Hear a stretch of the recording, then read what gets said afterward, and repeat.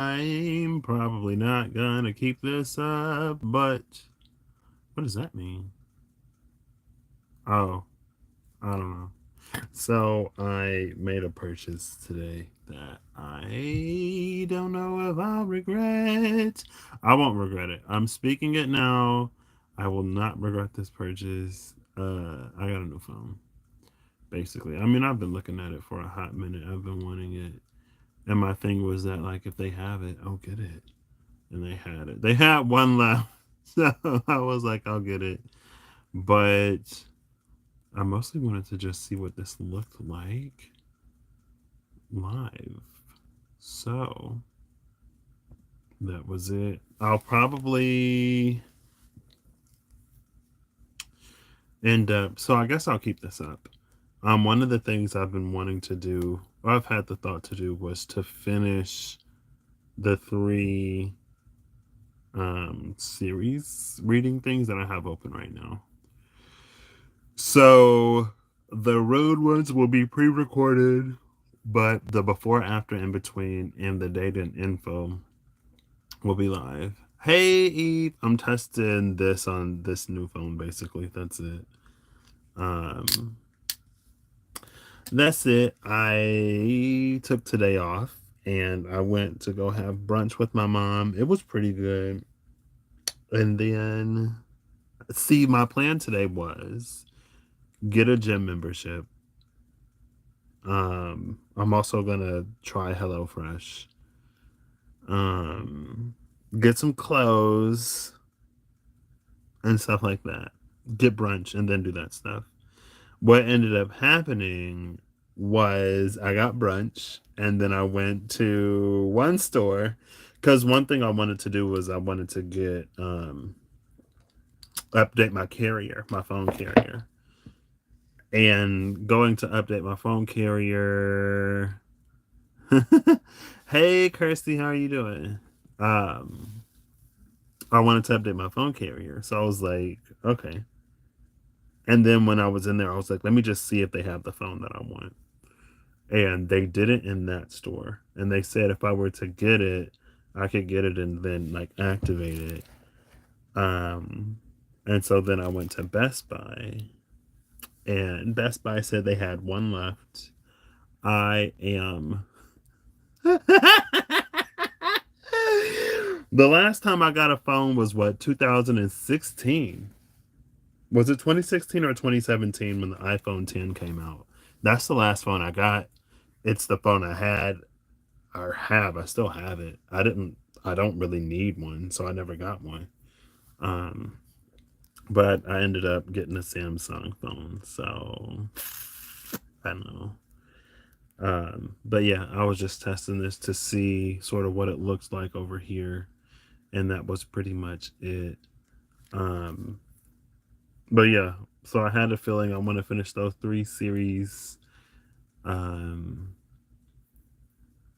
and so I was gonna record the rune first, and while it's uploading, go live and do a zodiac.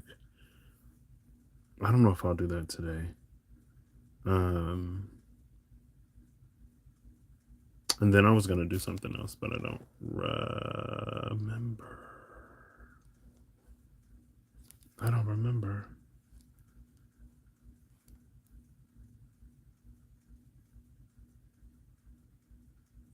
I don't know. So yeah, this was just a test. I think I'm gonna take this video down.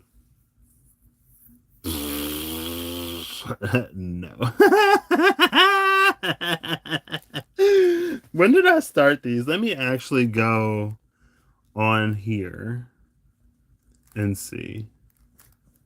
You can see me and the volume was good. Okay, thank you.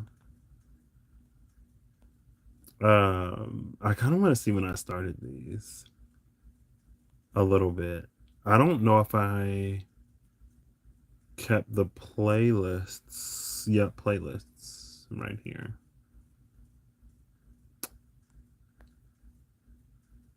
I got all signs. Did I never? Did I ever? Hello?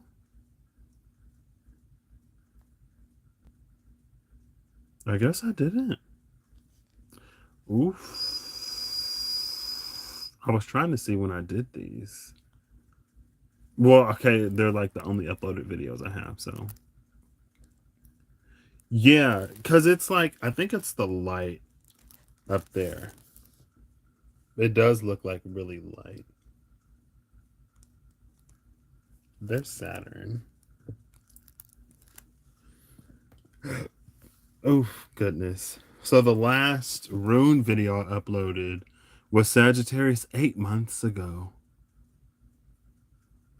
The first one was Capricorn 9 months ago. Oof. And I did 1, 2, 3, 4, 5, 6, 7. I did over half of them. And then the other ones were live. So if I search, like, I don't even know what signs I did though. It was capital B dash A dash N. The last one of those I did was Sagittarius 8 months ago. First one was Libra 9 months ago. It would have been 8 or 9 months because I basically ran them simultaneously. So it's been a hot second. Or maybe I won't do that. But I was going to say, since I might. Oh, this is in landscape, so I can't even. Hold on, wait. Can I? No. That's fair. I have I can have one free hand. So if Eve or Kirsty, I have a few decks and a free hand. Is there anything that you want? I don't think I'll keep this up. I think I might just delete it. So it'll be between us. Excuse me. And I only got to watch like the first. I just came home. I just got home, so I'm watching Reams live. And I think I got like the first 20 minutes watched. But is there anything? Is there anything I can do for you?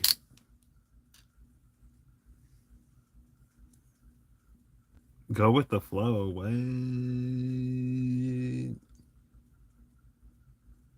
I feel like I had a thought to do something, but I don't remember what it was. Go with the flow. Go with the flow. Eve said, go with the flow. I wish I had a thing. My room is a mess. So I'm trying to like not put myself like all the way out there. You know what I mean?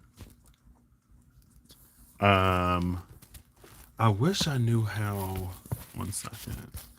Uno momento, por favor. I wish I knew how this. There we go. Ah, perfect. Ah, okay. I'm like low key. I low key love this. I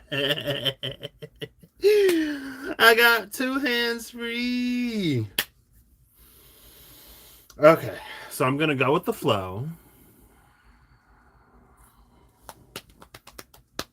Where is the flow taking me? Also, lately, I told Remy about it earlier. Ever since yesterday, my heart space has been like every now and then my heart space will like turn on, but it's not necessarily turn on. It'll feel weird. It feels like fluttery, I guess.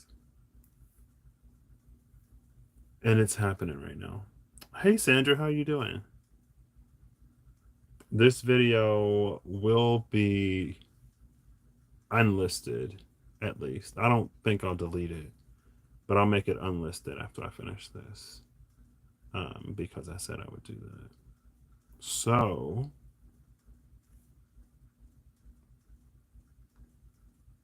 where do I want to go?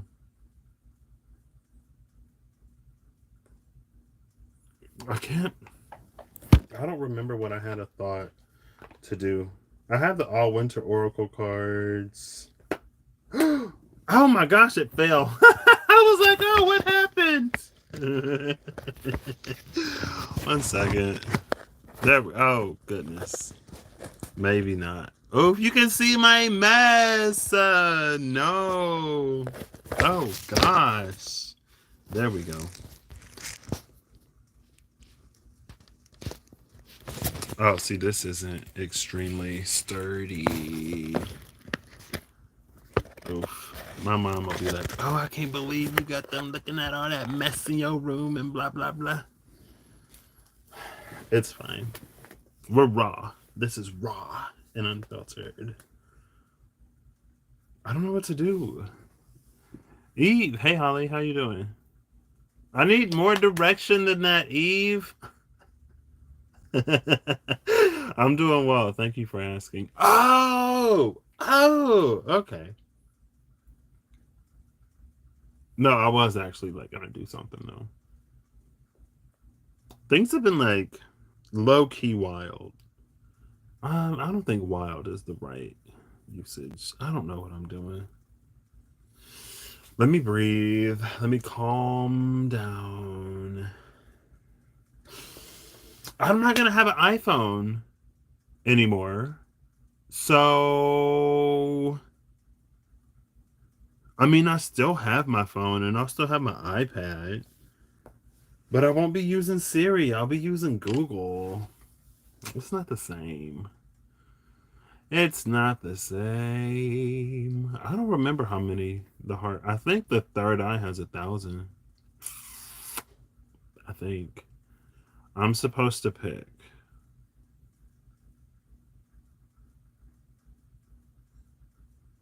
I was gonna do a thing where because the focus has been on what phone did I get?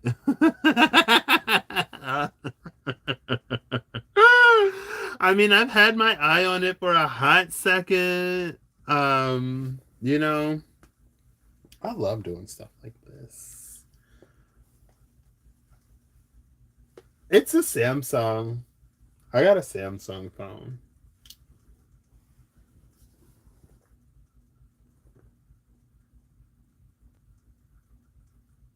Ooh, I have to give it a check out. Oh, Snappers Aria, what's up? Psychonautica.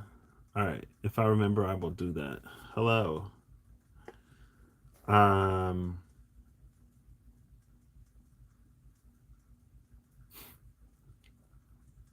this is too much. Eve, why you put me on the spot like that?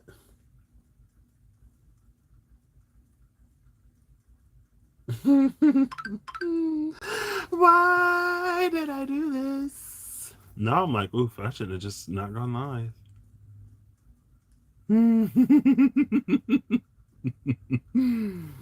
What time is it over there, Kirsty? Ooh, it's early or late. It's late.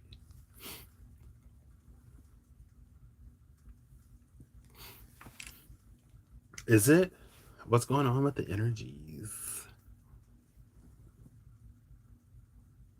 If you pick, it'll be a bonus Patrick Virgo reading. See, I don't know I watched your. I think you started a different series, so it was the last series. What was the title of it? I don't even remember what it was, but I knew that Taurus would get the bonus reading and that Pisces wouldn't. Or however it ended up working out. I was like, at the top of the video, I was like, yeah, Taurus is going to get it. Then, like, midway through Pisces, I was like, yeah, no, Pisces isn't going to get a bonus. Not for this. For Taurus, it had to be a bonus reading because it was like, oh, okay. I thought something was like happening. It's 41 in the morning.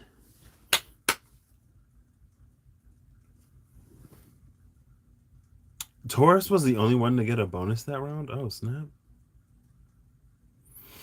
Okay, if I have to pick.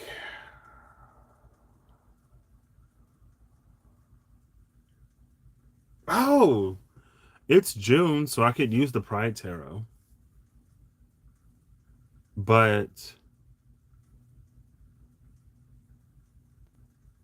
Oh, see, I had a thought to use a specific deck, and it wasn't. I watched earlier today. I was scrolling through my videos. It was on my TV, so I was holding down. Um, and I landed on the 217 video, and the video was titled "What We're Preparing For" or something like that. And in that video, I was using it's Cyril Marchetti, the Gilded Tarot. But before that, I had the thought to use, it was the Tarot Apocalypsis, I think, because of the Temperance card. Is that? No, that's not the Tarot Apocalypsis. Yes, it is. It is. I think it's the Tarot Apocalypsis. But the Astral Matrix Tarot has a Temperance card that's very similar. Basically, long story short, I don't know what to choose. I don't know what to pick. I don't know what to pick. I think I'm only feeling it in my heart space. And then I got a little bit of a wooze. And I was like, ooh, if I can like get a wooze in my crown and a flutter in my heart, like maybe I can get it to my head to explode. I don't know. Man, I don't want to pick.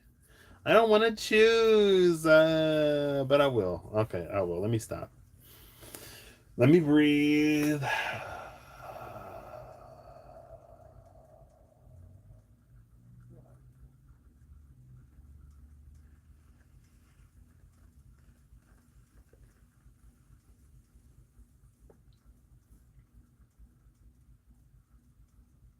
I guess I'll grab the All Winter Oracle and then I'll go from there. I'll go from there. So I sent my friend a message yesterday. I was like, would you have let me stay in the UK with you? And he was like, for at least 2 weeks, probably. I was like, man, I should have just taken a few more days of vacation and then did the rest unpaid. But I knew I had to come back. I could have stayed if I wanted to. I'm sure he would have let me. But after my talk on Saturday, I was like, it's time to go back. Time to face the music. But it's interesting because in one breath, I'll ask Siri to flip a coin. If Siri says heads, I'll do the thing. If Siri says tails, I won't. Hey Siri, flip a coin. It's heads. So I will do the thing. Also, a nice thing about, well, I guess it wouldn't matter.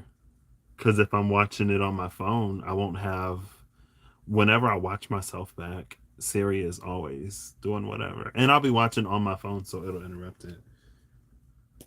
Constellations is at the bottom of the deck. Oh.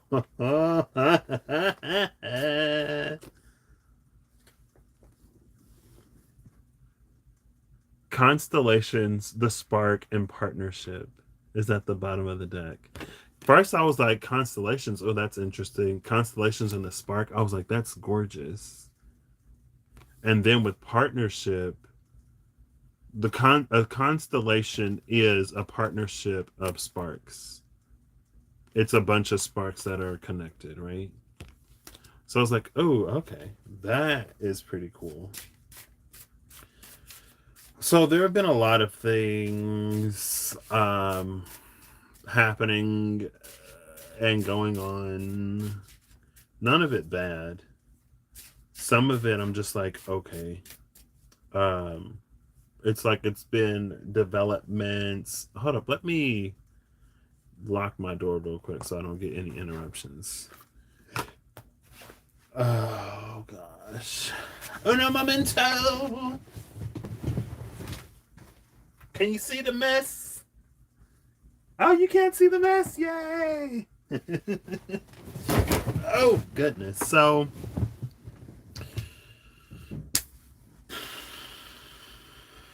I don't even know where I would start.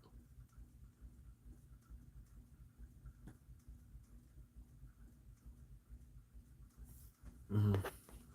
I don't know. It's been a watermelon crossbred. Ooh, who's doing that? Let's get one of these. We'll start with one of these and then we'll see. We'll see where we go. It's just I don't know.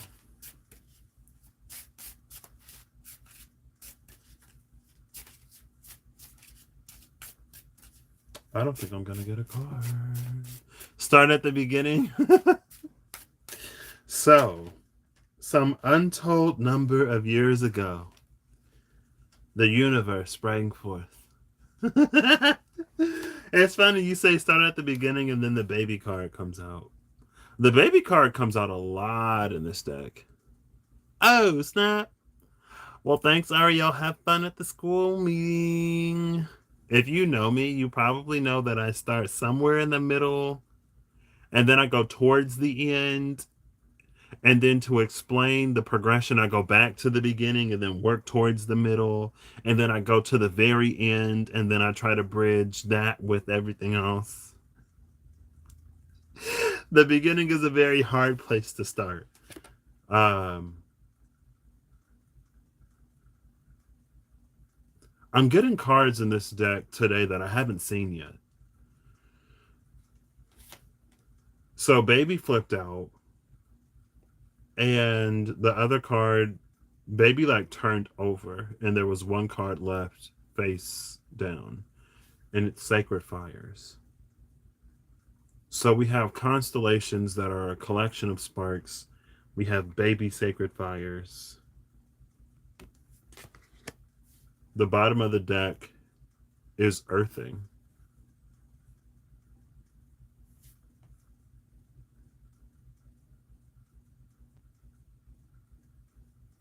It's interesting though because um I tried to, Holly.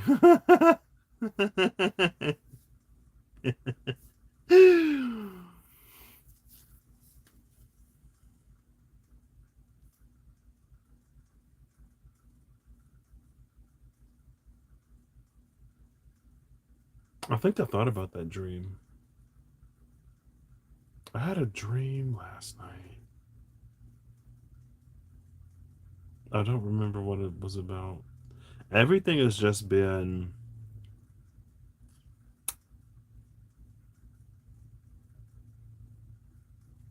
I don't know, lately. Mm. And then it's like I don't even know how to talk about it. You know what I mean? I feel like I have it. I feel like it's been a minute since I've just come alive and be like, hey, like this is where I'm at in my life right now. This is what I'm feeling. This is what I'm noticing and observing. Um, I guess in general, there's an energy of, especially in the career field or in like a more pinnaclesy sense, there are energies of expansion. Like I have so many friends who are experiencing like there's an opportunity of a lifetime, there's a promotion. It's like the thing kind of sort of like what they're asking for, they're getting. Now, depending on what the thing is and where they are, it might require something. For example, if there's a move that is involved, there are a lot of subtleties and a lot of nuances that come with that move. There are subtleties and nuances regardless. Um, so that's one thing that I've been noticing. What I've been feeling,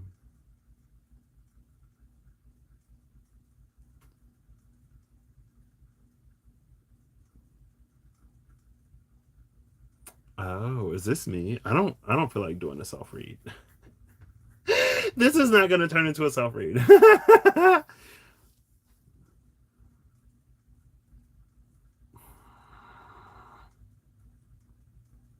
I guess what I've been feeling lately is that with age comes an opportunity. With age comes an opportunity. Should you move? Yes. Oh my gosh. Hold up, wait, hold up, wait, hold up, hold up, hold up, hold up. I wasn't even like consciously necessarily, maybe subconsciously it was there. Because there were some things that you shared with me, and I'm like, oh, snap. Okay, so things are moving. Things are happening for all kinds of folks. There is an element of courage, though. And there's an element of showing up that needs to happen, especially if we're asking for expansion, because a lot of times expansion means that there may be some more involvement that we have to do. And I guess that's true for myself too. Um, and it's funny how, and I was going to talk about that. So when I went to school, I had an initial plan. And because of how long it was taking me to get through school, because of things that were happening in my personal life, that plan shifted. Closer to graduation, I had another plan. Now, quick decisions and big girl courage, I feel that. I feel that so much. I was watching somebody and they were like, you might not want to keep putting off the stuff that you've been putting off. Was it Hemi? I think it was literally Hemi. Maybe it wasn't. Maybe it was somebody else. It was either Hemi or Baba Jolie. Baba Jolie pops up on my home feed every now and then, and I watch her. I like Baba Jolie. Um, but somebody was like, that stuff that you know you need to do, like, do it.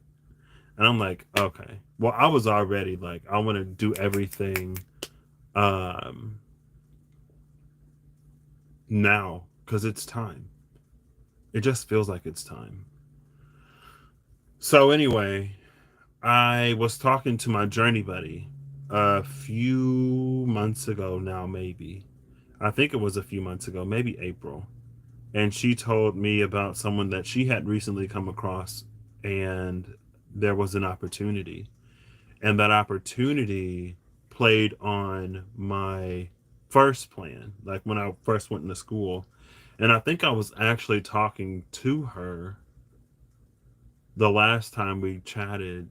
I'm pretty sure it was her. And it's like what I used to want to do with my life was in some way based upon how I felt about my circumstances.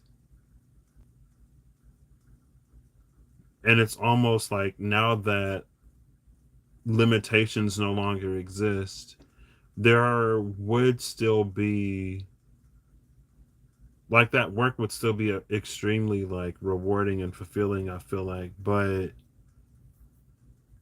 it's almost like without that blockage or without that hurdle feeling like an obstacle, I don't feel the same pull towards it anymore. Um, and that's when I was talking about when it was like, from the beginning of the year, from the top of the year. First, I was hearing it, then I was like experiencing it. It's okay for a dream to change. Um, and so now, the plan that I had closer to graduation, I'm thinking of falling back into. I'm heavily considering it um, because when that became my plan, that plan was like the feelings and emotions that plan was rooted in were like freedom, liberation, flexibility. It was mostly like freedom and flexibility. Um, and surprisingly or interestingly enough, when I played in those mental spaces, I didn't really consider my limitations, which is really, really strange for me because at that point in my life, it's all I thought about. Literally, anytime it came to having an experience or the thought of an experience, it was like, well, are my limitations going to afford me this? More often than not, Fear Patrick's answer was no. So, cue lots of stuff that weren't great. Um, but that was one of the things that wasn't, like, now that I think about it, it wasn't really affected by that.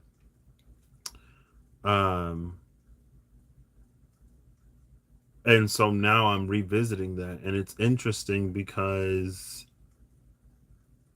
so my plan was to take the FE exam, work the 4 years at an engineering company, and then take the PE exam to be a practicing engineer. And once I'm a practicing engineer, it was basically to go into consulting work, to have the flexibility to work like when I want, sort of where I want, to have the freedom to still like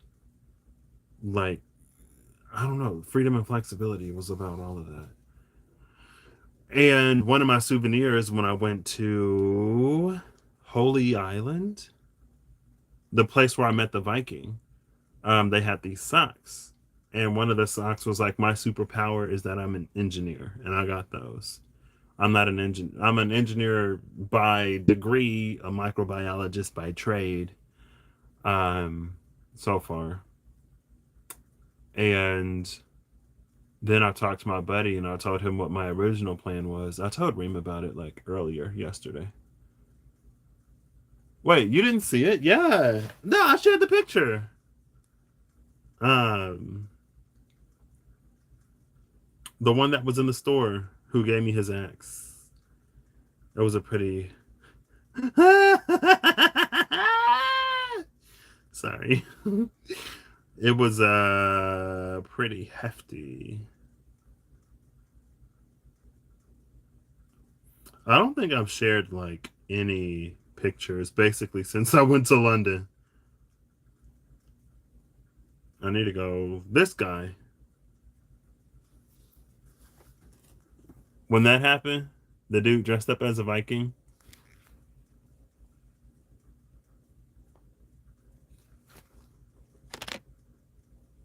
Oops. And then I actually went to Jorvik, the Viking Center in York, and I got. Let me see if I can grab it without knocking this over.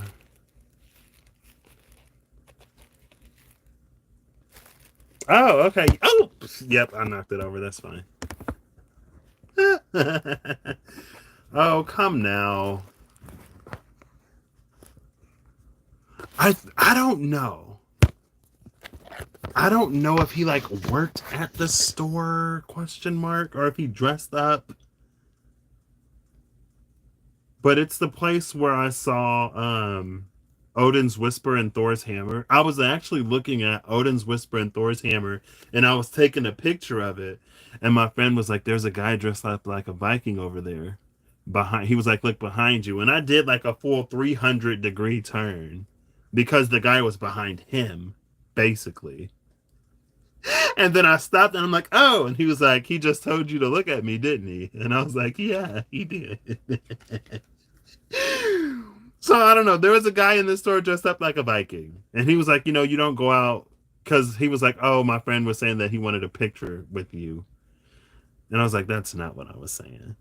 But he was like, you don't go out dressed up like a Viking and not expect for people to want to take pictures with you. So, but at Jorvik, I got this double-sided coin.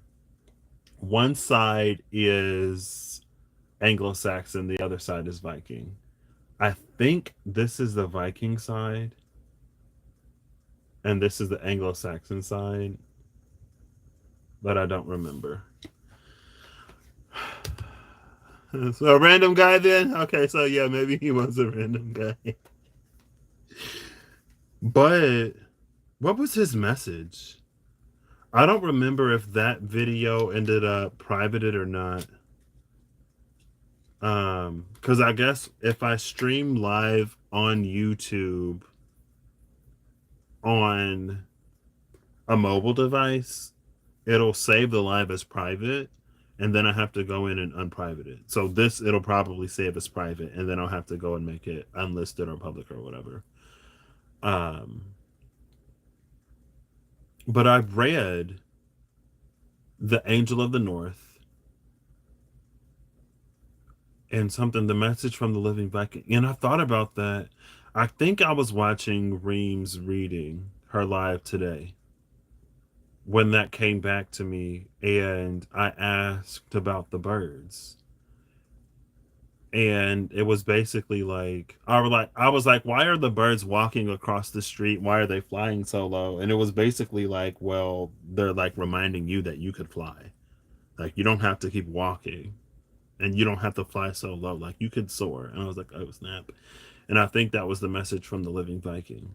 But anyway, um how did I start talking about the Viking? I don't remember. I don't remember.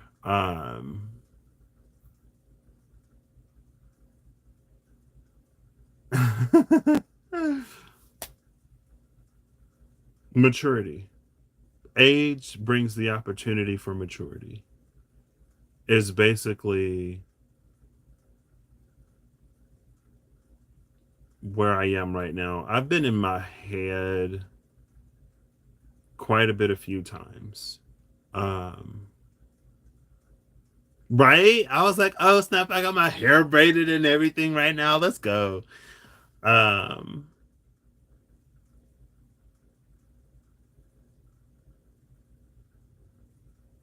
I've had in the past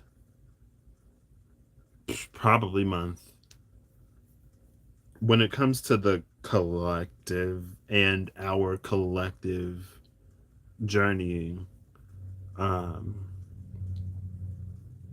I've had some stuff on my mind.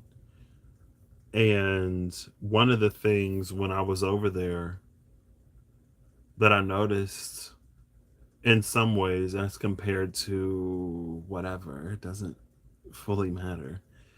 It's just that age brings more opportunities for maturity. The more we live life, the more we make choices and decisions and see how those choices and decisions play out, the more we get to make different choices and decisions, I guess. And it brings an opportunity for maturity because there are people who are very old and not necessarily mature. Um, and I think sometimes it's an accountability thing. I think sometimes it's just like a personal thing. Like, what do we want? If we never want anything different, then we may never necessarily make different choices and decisions. And that's not something that's rooted in maturity. It's just like what we want. You know what I mean? And I don't think that's a bad thing. Sometimes there are some things that we want lifelong, you know? There are some things that we want later in life that we didn't want earlier in life. And, excuse me, sometimes we make our way back to it. Um, so that had occupied a space of my mind.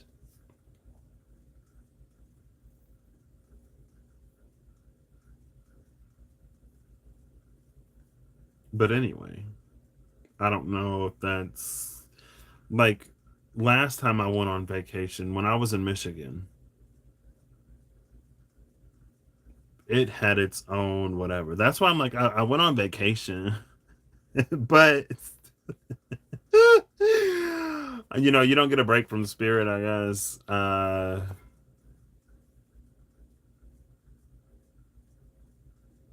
So yeah, anyway,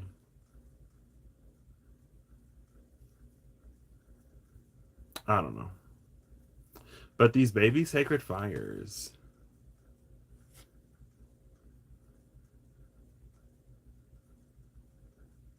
this is interesting.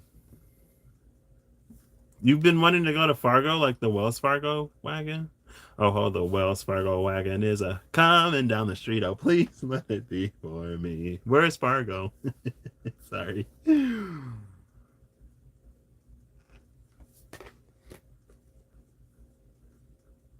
These baby sacred fires is interesting because it feels like North Dakota. Oh, really? What's in Fargo? I'm curious. I feel like North Dakota isn't a place that I hear a lot of people say I want to go there. Baby sacrifice. It feels like it's a time of us discovering ourselves in a way. You heard it's cold there and it's on your Mercury line. It's cold there is the best reason I've heard to want to go anywhere. I feel that. I resonate with that. Russ sent me my astrocartography. Um, so basically, where I was born is on my Uranus and Neptune lines, and then Ireland ish area is on my Venus and Jupiter lines. Like my Venus and Jupiter lines are very close. Um, but in my chart, my Venus opposes my Jupiter. So my in my birth chart, the benefics were opposing each other when I was born. Venus and Jupiter were like my Venus is in Aries, my Jupiter is in Leo, and my Jupiter is retrograde. Um, and my Uranus and Neptune are conjunct in Capricorn. So, but anyway, you're already living within 50 miles of your Mercury line. Oh, snap. You saw a TikTok video. 9 more kittens came out of the ground. If you save one kitten, you'll have to save them all. He's like, I only wanted one kitten. I didn't want 10. So the rest of y'all kittens are gonna have to go back in the grass. I'm sorry. Um yeah, it's been weird. It's been whatever. You know. But these baby sacred fires, it feels like it's a time of us really discovering ourselves and discovering ourselves outside of a lot of things. And so, from what I from what I heard and observed and witnessed in Reams live, the part where it's like guides are going quiet and stuff like that. Again, it feels like it gives us an opportunity to discover who we are. In much of the same way, it's like if you're a child and your parent has certain goals and visions and dreams and ambitions and aspirations for you. And depending on what your relationship with that is, it's almost like you could take on their dreams for you as your own to the point where maybe you never really got the opportunity to ask yourself what you want out of your life. Almost like, well, everything's been planned since I was born. And I was happy enough to go along with it that I thought it was mine. But now I'm starting to ask myself if it's what I really want. So I would say my phone. Oh, I thought my phone came unplugged. It's still plugged up. I would say it might be a little bit of that. I think also too, fire is something that needs space. Um, it needs room. It needs oxygen. It needs to be able to breathe. So maybe, but I haven't finished the video, and I don't want to hijack Reams. Um, but with the earthing card at the bottom of the deck, it's to make it still. It's lived. It's a lived connection. Um, It's like it's don't make it so esoteric and woo woo and spiritual that it has no connection or basis in how we live our like our real lives every day.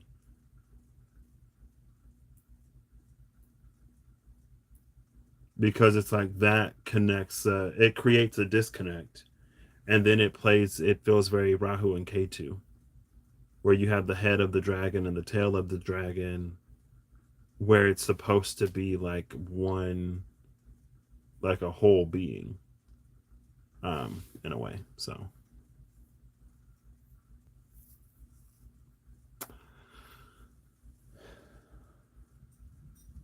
potentially.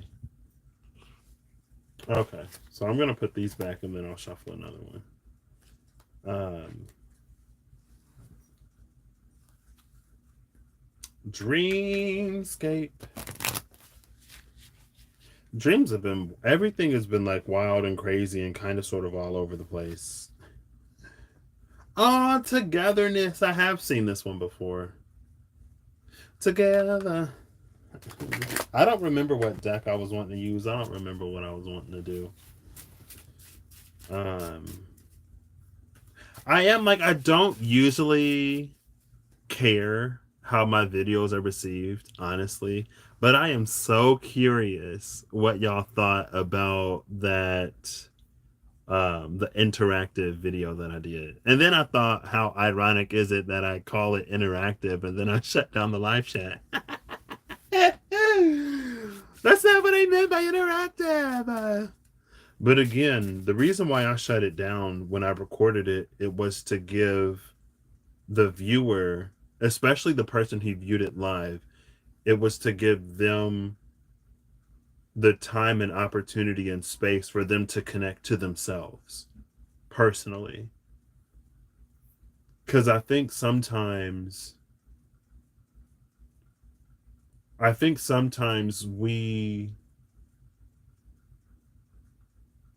sometimes it can be easy to forego or overlook personal experiences in collective spaces.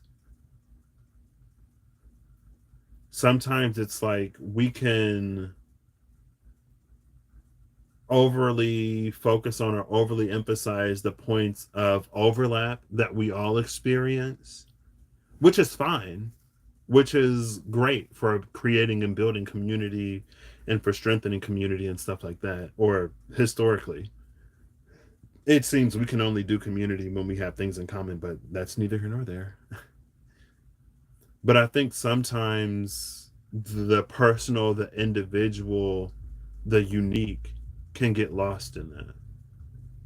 And with these baby sacred fires, or with any kind of sacred fire, with the spark, it's about finding that thing. It doesn't have to be just you, it doesn't have to be something that's unique to you that only you can do.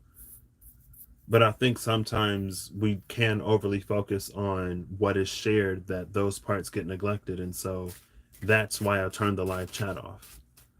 Um, it was to give the viewer the opportunity to connect within themselves and to go deeper and deeper and deeper in the individual self instead of maybe the collective. And that's why, again, it's like, it's something that it's meant to sit, it's meant to marinate, it's meant to unfold over time in the space of dream or journaling or whatever. And I've talked about it throughout the course of it. But the benefit of watching it pre-recorded is that if you come in the beginning, you hear that. But if it's live and I'm like an hour into it or half an hour into it and I'm not continuously explaining it, you might have not you might not have heard like why, you know. So anyway, that's why I did it without the live chat.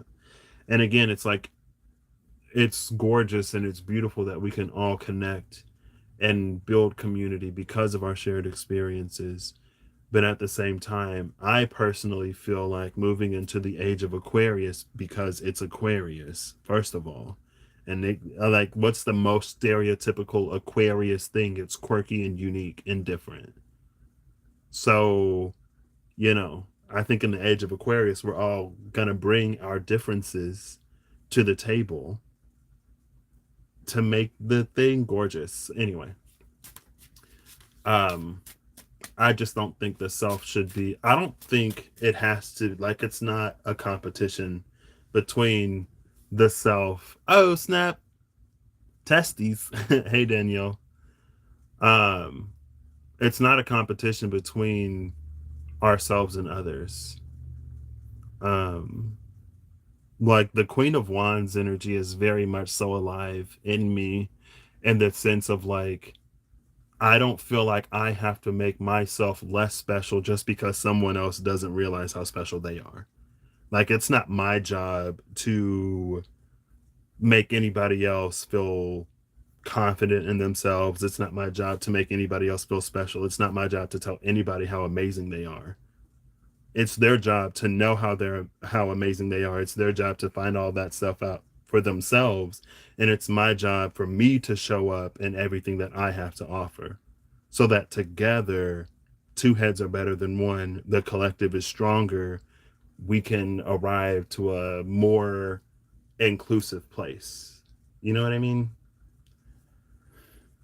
It's not my job to tear anybody down. I'm not saying that's my job, but it's just like, I don't know. I don't have space for it anymore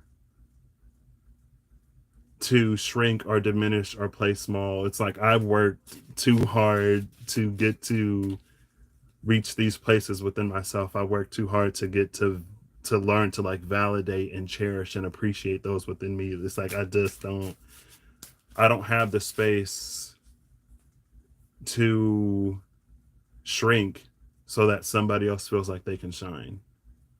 It's like we can all shine and it's not a competition. I don't know.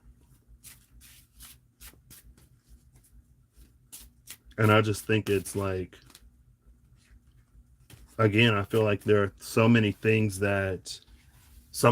within ourselves that we can miss out on because we want to fit in. But the situations and environments and communities that we find ourselves in should encourage those things from us. Because in my mind, it's like that's what true acceptance is. It's like if I have to not be who I am to feel like I'm a part of something, then am I really a part of it? You know what I mean? I don't want to be the person who creates a life or builds a life and finds themselves in a community, and then I'm constantly asking myself, like, if these people knew this about me, or if they knew that about me, or like if I revealed that I'm interested in this, like, would they still be my friend? Would they still welcome me into this community? Would I still feel like I have a part? Like, that's too much. I don't have the mental or emotional capacity to traumatize myself in that way. And I think there's a part of me that I consider fortunate because I've never craved belonging so badly that I would do that. Where I would sacrifice pieces of me, where I would forego, where I would pretend, where I would put on. Because I'm just like, I don't want to find myself having to, like, I don't want to have to ask those questions. I don't want to have to feel those feelings.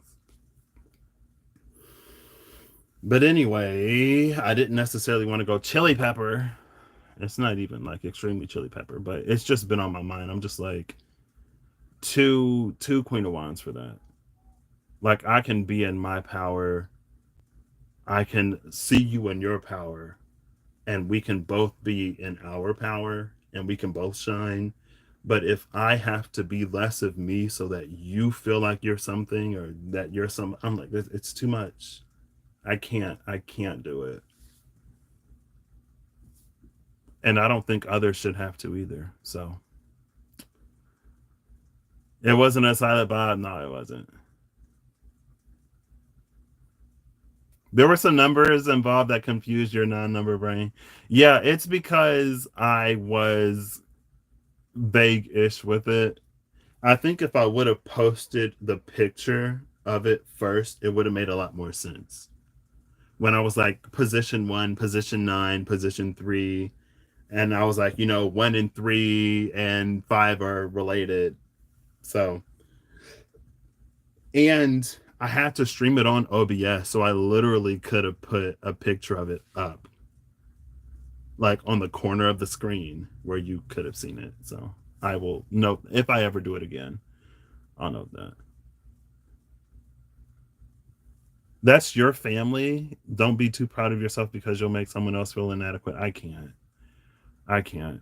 Cause then it's like, what's the point of like doing the work? What's the point of getting like gaining self love? I'm like, I don't know. I don't know. Dirty draws, not not my dirty draws. The card that came out was home.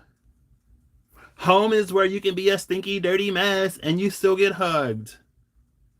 Unless you live in my house. My mom would be like, no, you stink. I ain't hugging you. My grandma hugged me because she loved me. I'm just playing.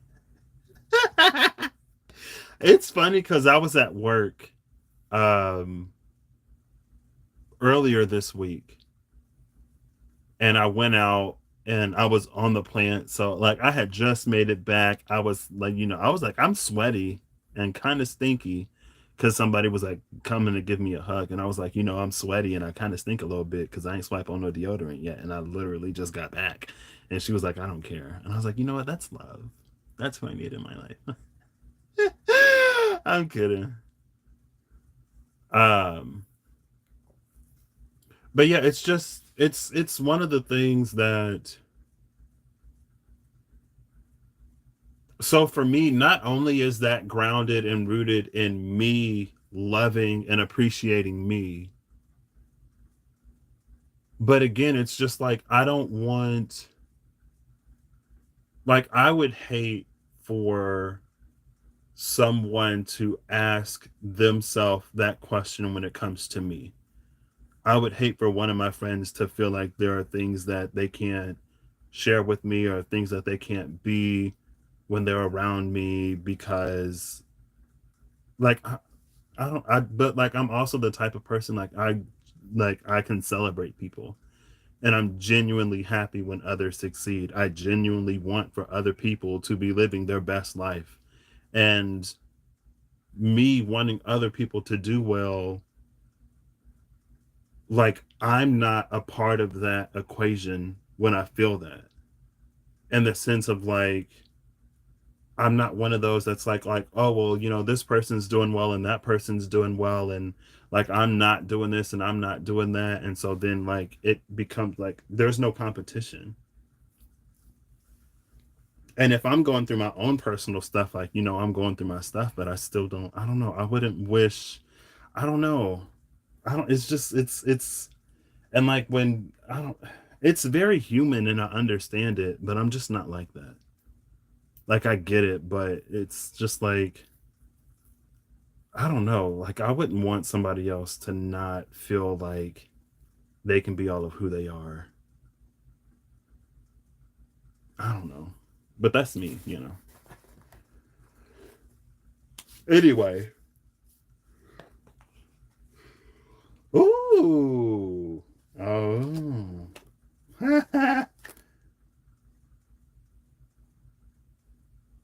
See, I love this. So, home is the card that flipped over. The bottom of the deck is divination, which is a new card for me. I haven't seen this one yet. And under divination is connection, which is another new card. And it's interesting that partnership came out with the spark to make the constellations instead of connection. But divination, connection, and then the sacred fires is there again. Divination, connection, and sacred fire, like that's no real surprise. If it's divination from the divine, that's obviously a connection to the sacred fire. But then and under that, it's friendship over trauma. And I love friendship over trauma because again, I feel like that speaks of it's like it's when we can show up for people honestly, genuinely, like when we can 100% show up for other people. And it's not that, I don't think it's dishonest or disingenuine. Is that the word? For someone to, like, for the type of person who wants others to succeed, but they don't want other people to do better than them.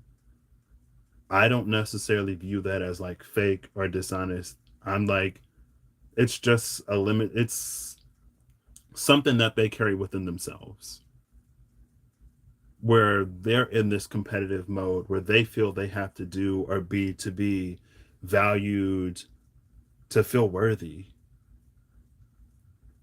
And so that's why I'm like, it's a limitation maybe on their ability to connect with other people, or it's a limitation on their ability to be supportive and encouraging of others. But I don't think it's disingenuous. It just triggers them and everything that they feel. And what they feel is like it's valid. You know what I mean? Does it like make me sad and kind of break my heart a little bit? Yeah. But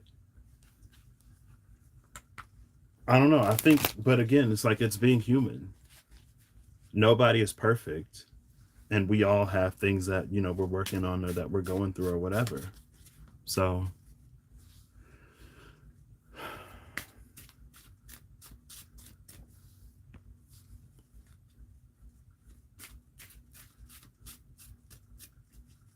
yeah, it's like, it's what was put into them. It's all they know. And so it's like, I don't know. I don't have to be, I can be understanding and compassionate enough to realize that, but I can also love myself enough to be like, okay, I understand where you're coming from, but I'm not doing this. Go be somebody else's friend. Sorry, not sorry. It's just like, again, because like I don't have space. I can't shrink so that you feel competent or worthy or that you have value. I'm just like, I'm not, like I said, I work too hard to get to where I am in my life and in my journey. And life is more fun when you can celebrate with people. And like, even like, where we can be there for each other if one of us isn't in a good place. You know what I mean? But I don't know. It's what I'm cultivating and creating in my life. So when you think of helping people with my journey, you think of younger people, but your older friends and family have been the ones you have helped the most. Sometimes it is. Because I think the thing about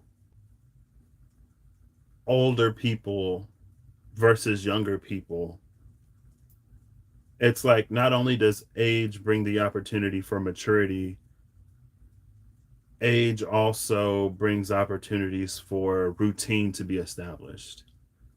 And for people who have gone through a significant amount of change and development, especially in their, like, when they're in their more impressionable years, to experience so much of life one way, and then for the times to change, for the culture to change, for music, for anything to change, it's almost like it's easier to fall into that change when you're in less of a routine, when you're less established in it, right? Like for the people who have been working at my company for decades, like they have a different level of attachment to that than I would, someone who hasn't even been there for a full year. You know what I mean? So I'm not really surprised, because I feel like it seems like culturally in society, more globally, from my from my extremely limited point of view and experience globally, it's just like there's a rise of self-care, there's a rise of like well-being in more like mental emotional ways, and not just like physically and diet and stuff like that. I think also with social media and with other things, we're sharing more and we're sharing more authentically. And there's also, because of that, a rise of like people who are I mean, but that's not even social media. Because before social media, people would do is like keeping up with the Joneses. Like, software, what? I might be reaching my time limit on this live. Um, but it's just like there are a lot of things that are coming to the forefront now, a lot of conversations that we're having now that we just weren't having in the past. Or if we were having it, it didn't have the same like platform that it does now. And some of that, to recognize the efforts of those who came before us, some of those conversations that we're having now, it's because of people who came before. It's because of the work that they did. So, you know, also giving thanks to those who come before. Generational factors are so deeply ingrained. Until she was in high school. Yeah. And that's something that my mom was kind of, in a way, talking about yesterday. Ooh, arrival and transitions. I like this energy. Excuse me. But again, like none of that is surprising coming from me. You do you, I'll do me. And I don't have to feel threatened by you, and you don't have to feel threatened by me. I mean, you might, I guess. I don't know. I can't control how you feel, but. Ooh, I think this is another. I think I might have actually seen this card. I did see this card. Ooh. This is a new card. I haven't seen Clear Way yet. Clear Way is at the bottom of the deck. The card that came out is Preparations. Preparations and Clear Way. Guess what's under the Clear Way card? Sacred Fires. Clearing the way for Sacred Fires.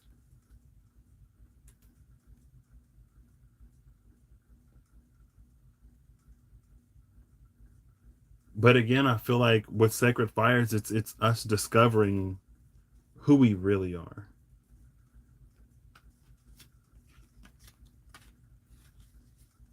And what we really want. Maybe more so than just who we are and what we really want.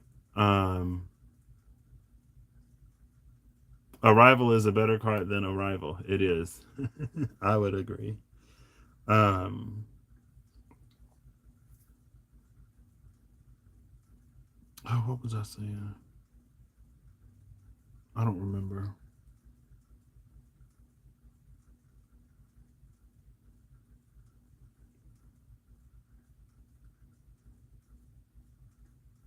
It's us discovering who we are, what we want, and sort of what we're willing to do or what we're willing to tolerate.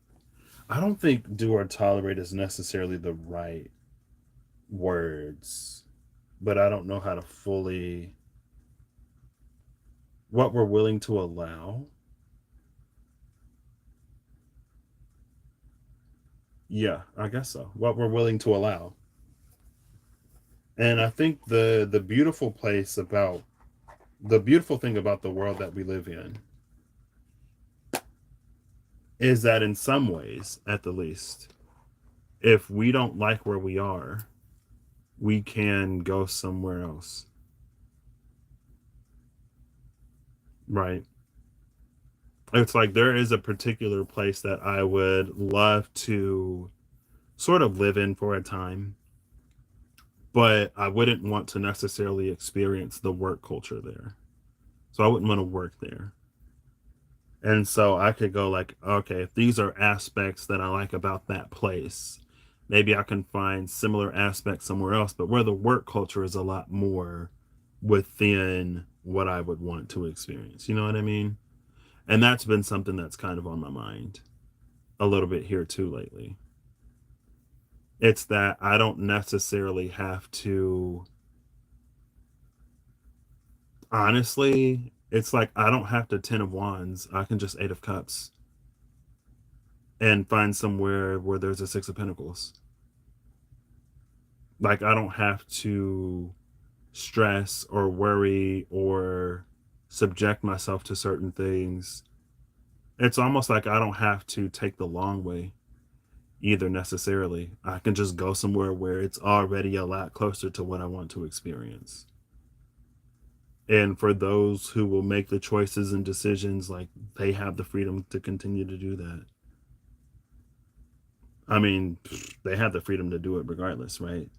But it's like I don't have to necessarily like worry myself or be in an environment and in a situation that's like uncomfortable or that I wouldn't like.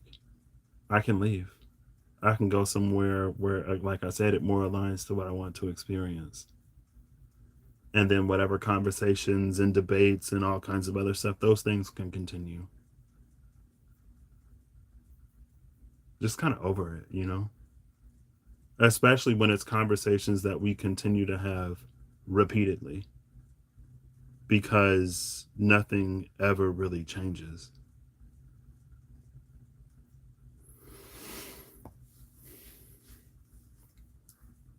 So that's also where I am. That's a little bit um because again, it's just like, and I think that's one of the things about like experiencing different places in the world or different work environments or different types of people, just different environments and situations in general. It gives us the perspective of like there is different out there.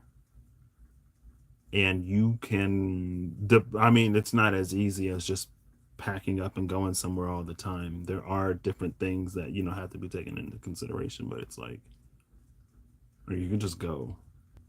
You can't just go, but it's like it's possible. And maybe the same will be true of collectives, you know? Maybe not. Maybe so.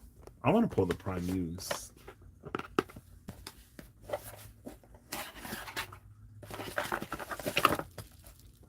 Here we go again. Is that the song Animal?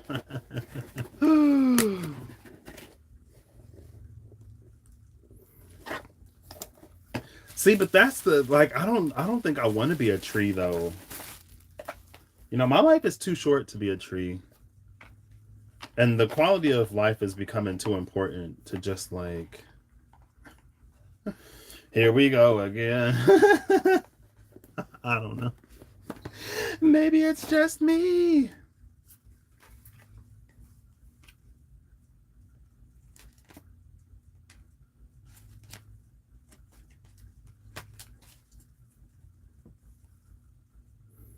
But the same may be true sort of like energetically too, right? It's like if you want to figure this out, that's cool, that's fine. I'm not gonna necessarily, you know, stick around and stay here and be stuck in the mud with you while you do it, but take your time. And if the universe, if the fates, if time, if situations and circumstances, if life will have us meet each other again, we will meet each other again. You know what I mean? Maybe not. I don't know. Is it the impatience? Maybe. Do I need to breathe? Knight of Swords. What's the other card that came out? The Page of Swords. It's almost like the Page of Swords watches what the Knight of Swords does. The bottom of the deck is Judgment. But this is the Judgment where it's like they're already moving on. Like they're not emerging from the casket. This isn't like, you know, the moment of judgment where like they are out, they're fully dressed, they're going on, they're moving forward.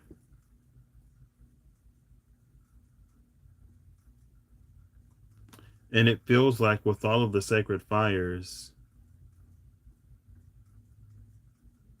it's almost like once we make a choice and decision, it's the clearing way, preparations and clearing way. Once we make those choices and decisions within ourselves, It's like our aura, our energy, what we put out into the world. It's like our energy clears the way.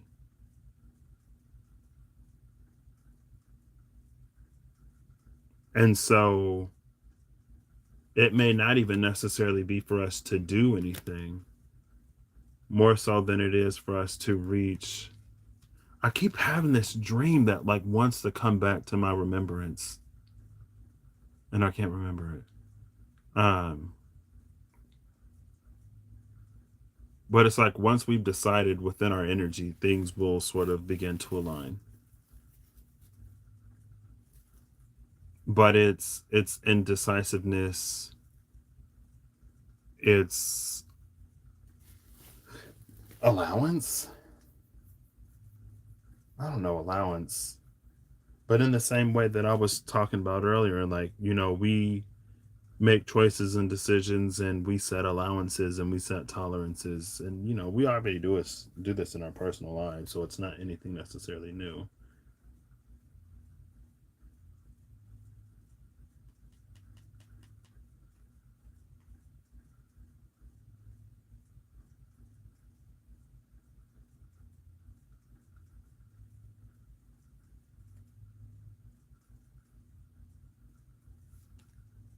The hangman is free, but he ain't got no halo. Where did his halo go? I don't know. I've never seen Miss Congeniality.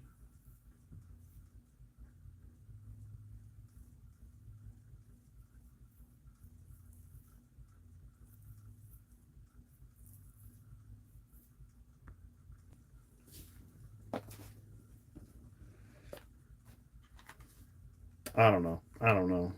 I don't. It's not that I don't know. It's just like, but that's kind of sort of where I am. So, full disclosure, my life, most of my life, has been indecision and accepting whatever happens, whatever comes, or making a choice amongst choices and decisions. My life has not been proactive. My life has not been me going out and doing stuff. I would say I've been going with the flow, but is it going like it? My life, I feel like not making a choice is a choice would be the perfect way to sum up how I approached most of my life and choices and decisions. And it's like not making a choice because of fear, because of anxiety. And the result of that, more often than not, would be depression that would lead to not making other choices. And with everything that I've experienced since I started this last job, most particularly and specifically, um, it's just been like time after time after time, like what you viewed as an obstacle, what you viewed as a limitation, what you viewed as a restriction is no longer valid. You are no longer bound in the ways that you always thought yourself. And because I'm not bound, because I'm not restricted, because I worked to heal and to get over, not because I worked to heal through trauma, and because I worked to be able to show up in life when a difficult situation arises rather than to get triggered, go on a depressive spiral, and not act. Because I don't do that anymore, it's like I personally am ready to make choices. I'm ready to make decisions. I'm ready to live a life of passion and fulfillment. And I'm ready to do the things that I desire. And I've been so fortunate and I've been so blessed to be in the position that I'm in that, for example, my friend asked me if I wanted to come visit him. And I said, sure. So I'm blessed and fortunate enough to make enough to have the funds to make that trip. even when it didn't look like I would have it. But life happened, and it happened. And I get over there. I make the trip by myself. I did have when I went to go meet Kizzy Cat, I was like, hey, so I don't want to get lost. So so she came, she was so gracious and she came to meet me to take me to the garden. She took me back where she found me, and then she went to her place. Um, but after I navigated the underground and stuff with her that day, I was able to do it. And like I had an appointment that I had to go to by myself. I had to get tested before I came back to the States. And I was able to navigate like the public transportation system. I made it back to the airport by myself. And that trip, it was just like, again, the conditions and circumstances in the way that I interact with and live my physical life has changed drastically. I had cataracts and I got them removed. So I can see now. I can read things now. And it's like, but it's like before that happened in my journey, I had to basically accept that. I had to learn to live outside of my limitation before the limitation was like physically removed. Before I even knew that I had cataracts and that it was as thankfully simple as a cataract removal surgery is nowadays compared to, like a minute ago. It's like I had to be okay with that before I was really freed from it. And now it's just like sky's the limit in a way. I don't want to. And then it's like, that's where I am. I would personally love it if anyone else is in a situation where they feel like they can't do. Like I would wish the same for them and hope the same for them, and it's all kinds of stuff, right?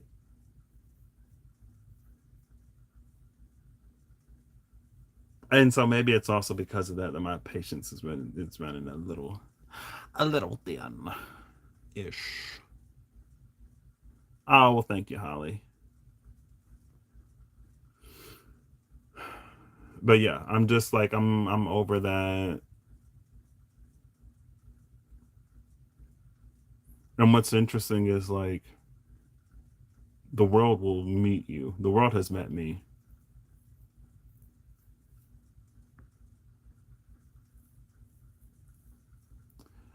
Miss independent choice or necessity, either or it has been free. Yeah, it was definitely, what is this? Oh, okay, that's fine. I don't know. Living outside the box. Maybe in more ways than we could have imagined or hoped for. I don't know. Life has been wild. Life has been crazy. And yeah, I don't know.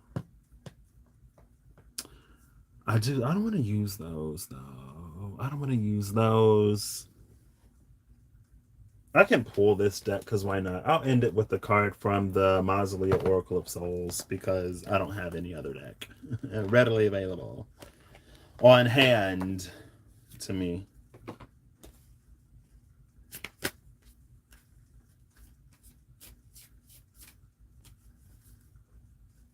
Was that settling? I don't know. I don't want to settle either. It's just like, oof. Golden Empress, Jewel of Abydos. Okay.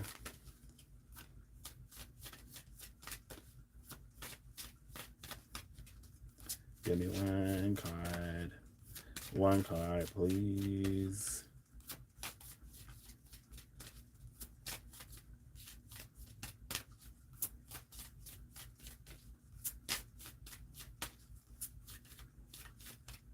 Maybe.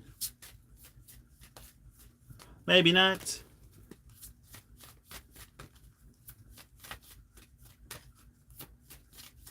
We're going to keep going.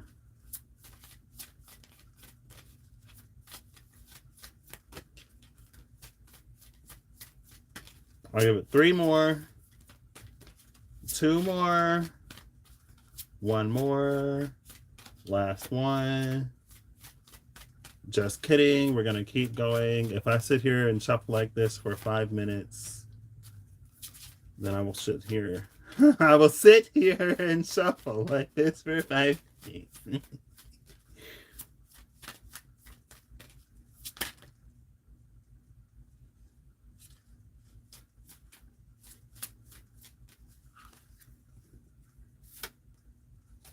Oh, I'll take all 3. The card that flipped over is the Traveler, Keeper of the Crossroads. You know what I love about the Traveler, Keeper of the Crossroads? Preparations, clearing way, sacred fires.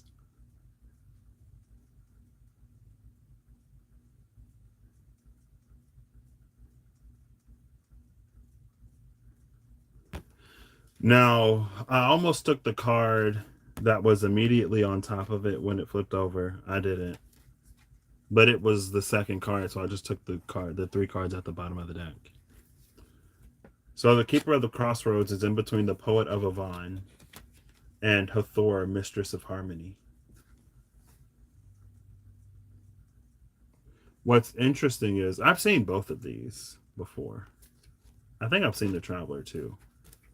But last time the Poet of Avon came out with the Leper King Sword of Law.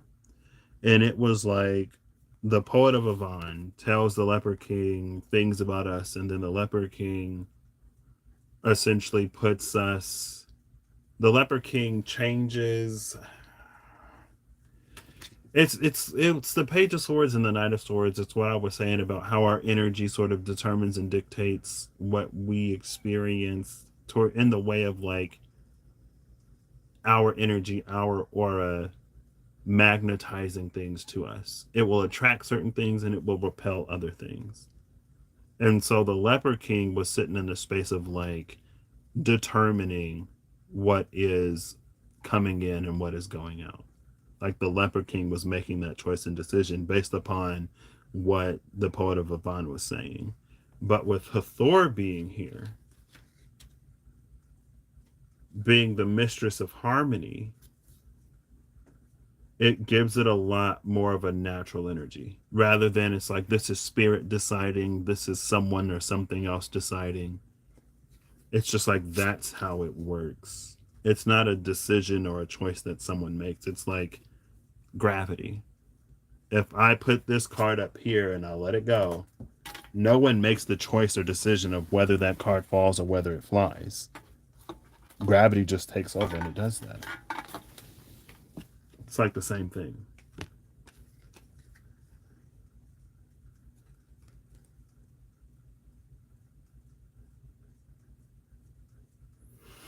So the Traveler is restlessness, independence, and appraisal.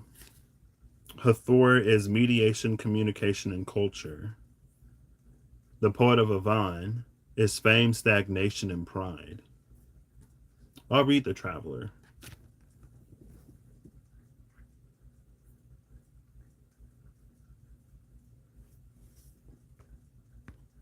The full moon in Sagittarius is on the 14th.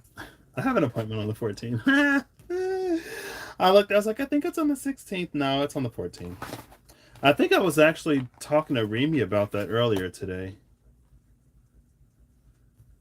Briefly, I was like, I wonder where this full moon in Sagittarius is happening. Because my North Node is in Sagittarius, and I almost wonder if it's going to be close to my North Node. The benefit of technology is that I can pull out this app and see. January, hello. June 14. The sun is going to be 23 degrees Gemini, so no. This is not close to my... Well, it'll be within like 6 degrees of my North Node and separating, so...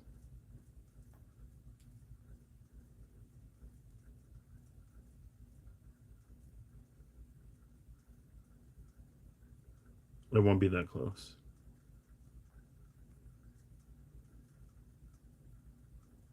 Let's look at oppositions. Nah.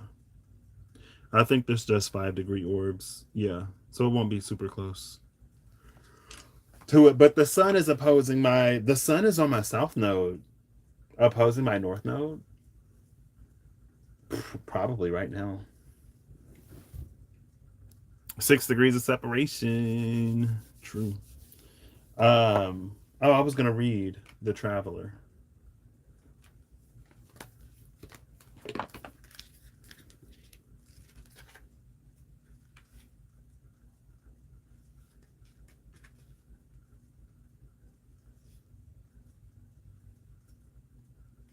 The Traveler, Keeper of the Crossroads. The traveler's identity has been completely effaced.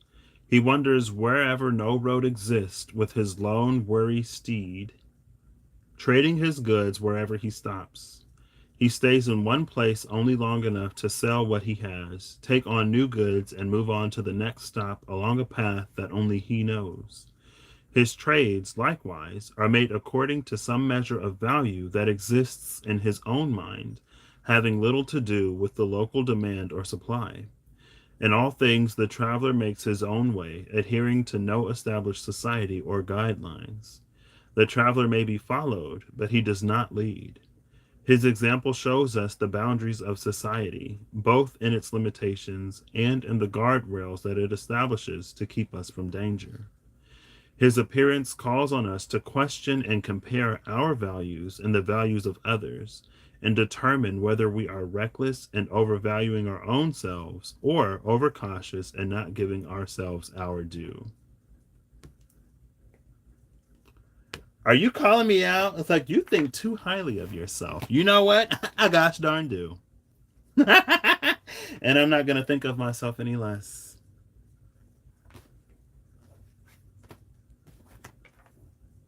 In one breath. In another breath, though, as I'm reading this, it's like where it was the part where his trades likewise are made according to some measure of value that exists in his own mind, having little to do with the local demand or supply. It feels like going back to all of the baby sacred fires and the energy of us discovering who we really are outside of everything. It's like it's the power of belief and the power of faith to manifest into our lives. And knowing the power of belief, it's a Hierophant slash devil almost energy where it feels like um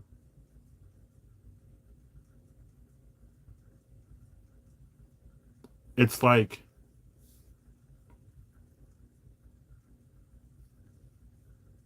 a child, it's children, babies. Children are impressionable. If you tell a child something and they trust you and they believe you, if you tell a child something and they trust you, they'll believe everything you tell them. And their world will be painted and filled with what you tell them. And it doesn't matter if what you told them is true or not. It doesn't matter if what you tell them is accurate. They will experience the world based on what you tell them. And so in the poet of Avon, or in the storyteller, the traveler. And the traveler, the poet of Avon is the storyteller, lol.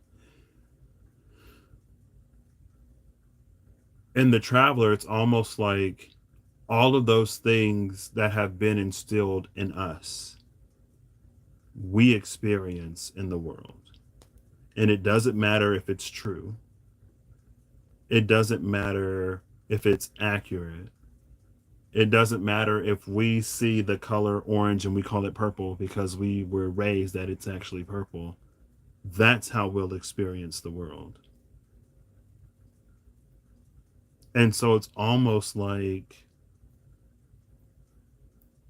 that's why it's important for us to go through this process of like us discovering who we are, us discovering what our truths are, and beginning to experience the world in a way that's more authentic to us and to who we are.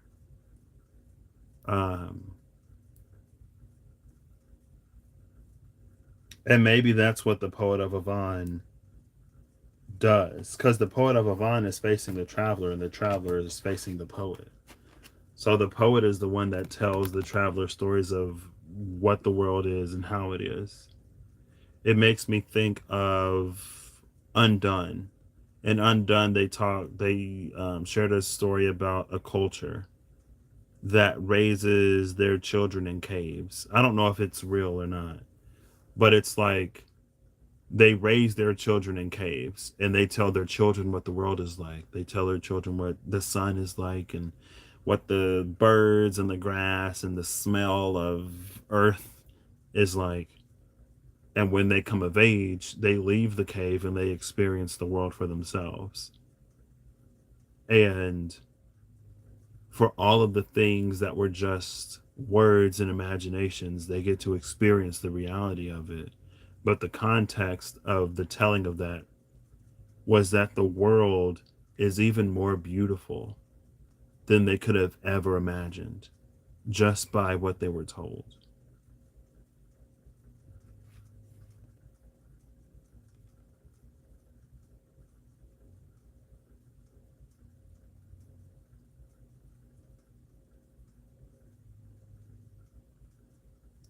Now, in this,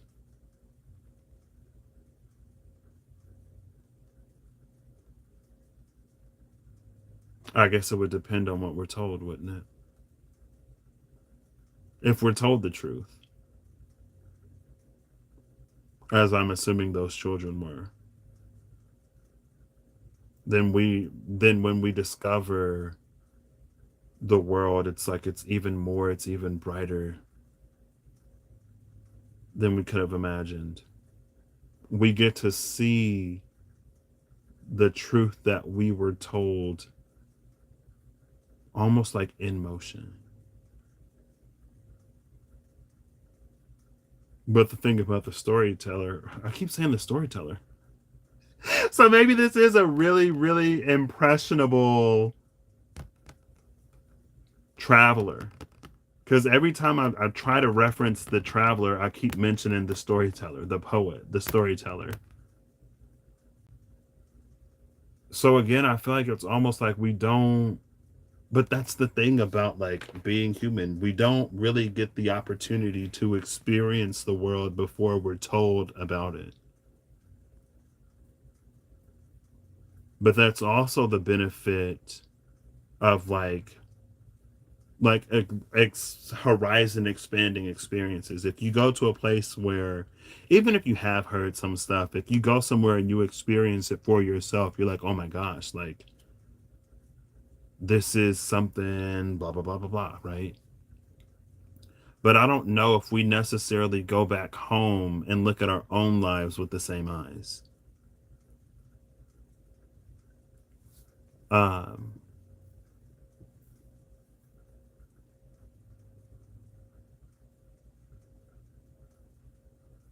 I feel Hierophant. My birth cards are the Tower and the Chariot, if that's what you're asking.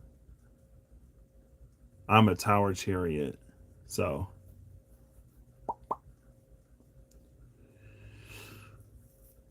um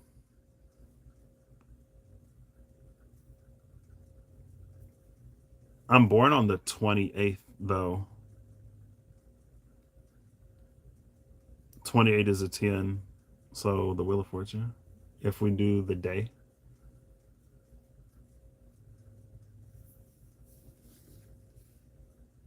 Tower, Chariot, Wheel of Fortune. Um,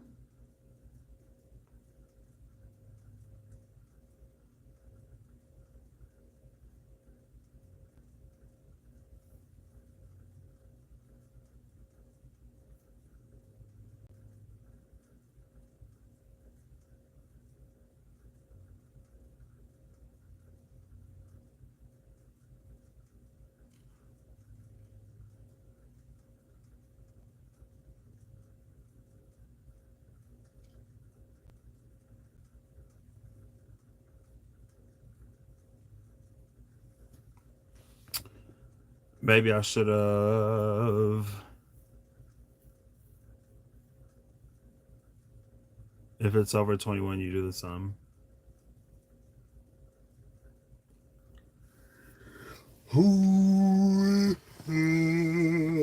Excuse me. Ow. Ooh, this knee.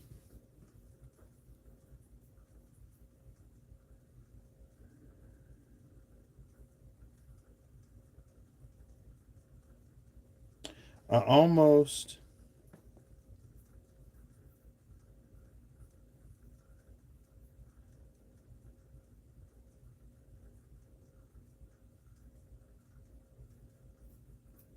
Well, Hathor is here. I've read Hathor before.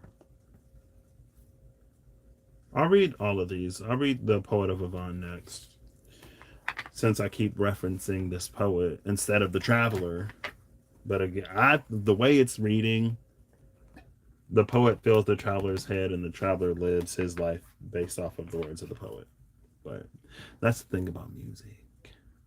Hermit, does that make you an emperor in hiding? I believe it. The poet of Avon clings too closely to his previous existence, both unable to forget his former achievements and unable to do anything but to continue. I'm going to slow down and try to read this again, okay? The poet of Avon clings too closely to his previous existence, both unable to forget his former achievements and unable to do anything but continue to replicate them.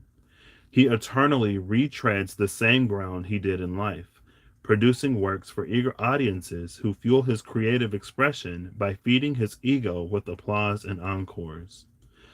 The poet of Avon teaches us that fame and adulation can be both reward and chain, and that one can use one's own creative spark to feed oneself temporally, but mind to look after spiritual food as well.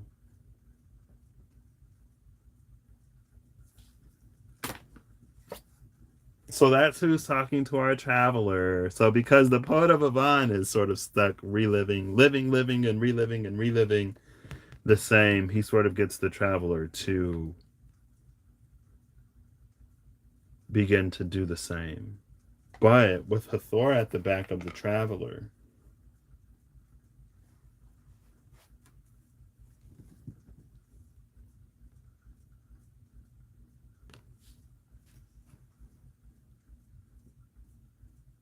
this is Flusa to me. When Russell first showed the runes and he showed Flusa, Flusa felt like somebody who you come across one day who says something to, it's like something's not right here, is it? And then before that, it's like, what do you mean? Like, what are you talking about? Everything is what it's always been. But the words kind of stick. Something's not right. Something's not right. And so you live life, you go about your day to day, but like noticing, like, it starts to bug you. It starts to sit with you. Something's not right. Something's not as it seems until you notice it. And then when you notice, you go back to Flusa and it opens your life up to a whole new whatever. Like the circle in Flusa is the portal. The line is the person that says like something isn't something it in the thing it's like something's not right where you are. But once you step through the portal, everything will be made right. And that's what Hathor behind the traveler feels like. It feels like there's this whole world that the poet has convinced the traveler of. But then things start to happen differently. Or it's like things that the poet didn't talk about are starting to happen. Or we're starting to notice things outside of everything that we thought was possible before. But then we have a choice to make. Insert Morpheus with the red pill and the blue pill. Do we ignore the thing that we're witnessing and observing in life? Do we begin to follow that thread and question? Or do we pretend like we don't see it? Do we willingly and consciously ignore it and continue to live the life that the poet of Avon told us about? And it's almost like before the thing happens or before someone says anything, there's a voice deep inside of us that knows, but it's one that we don't necessarily listen to for whatever reason.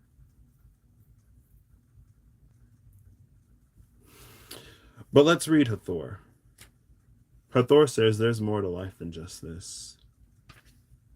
And what the poet told you isn't living.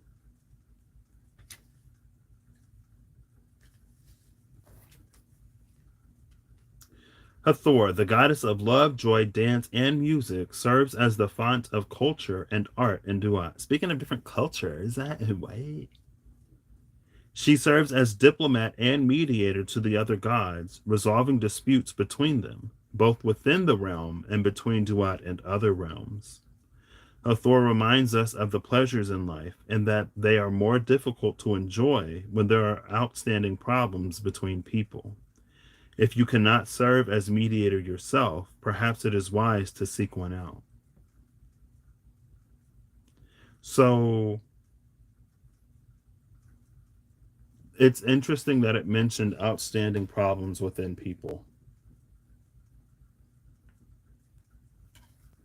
Because then that brings in this energy of like, there are things, it's almost like there are things that are impossible to experience. There are things that are impossible to witness. There are things that just cannot be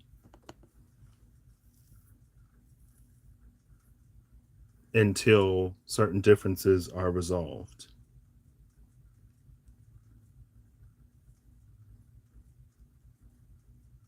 I mean, Q in or Q the Age of Aquarius, United Collective or whatever.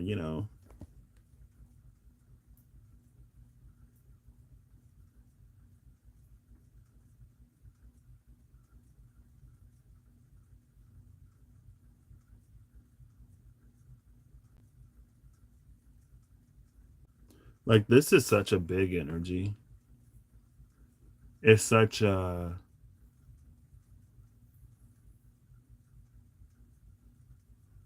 like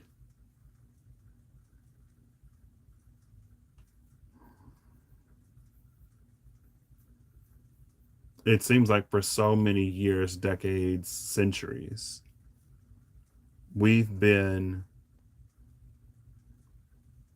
conditioned, we've been told, we've been trained on who we are and who other people are,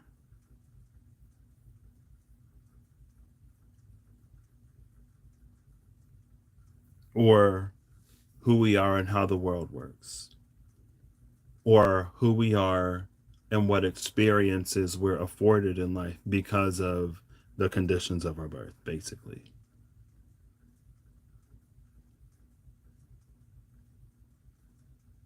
And so, what that did was it created a story that we live and continue to live. But what happens when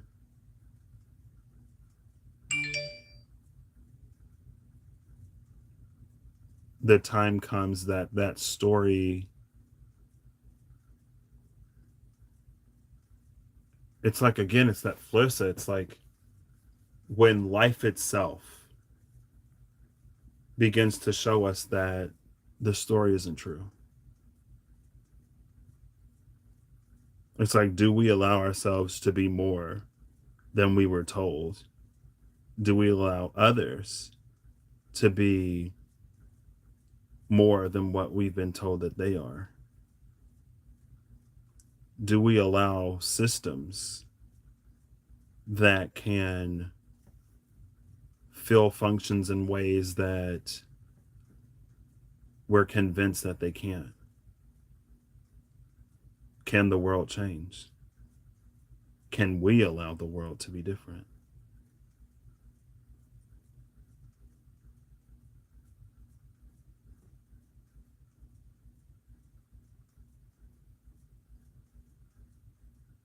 And just as much as we experience change in the world, and just as much as we're open to change in the world, we also experience a similar in magnitude allow a similar and magnitude amount of change within ourselves.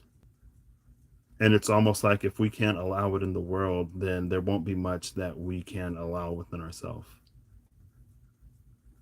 And if we can't allow it within ourselves, there won't be much that occurs in the world. Except the wheel is already turning and moving. And that's when you haven't been at this since 1991. Go to bed. Oh, I feel bad for keeping you up, but it's Saturday. Hopefully, you don't have to work tomorrow. Um, or hopefully, you weren't planning on doing anything that you need to be awake for. But it's like the thing about the traveler is that even if the world around the traveler changes, the traveler can still experience the same. And the poet knows that.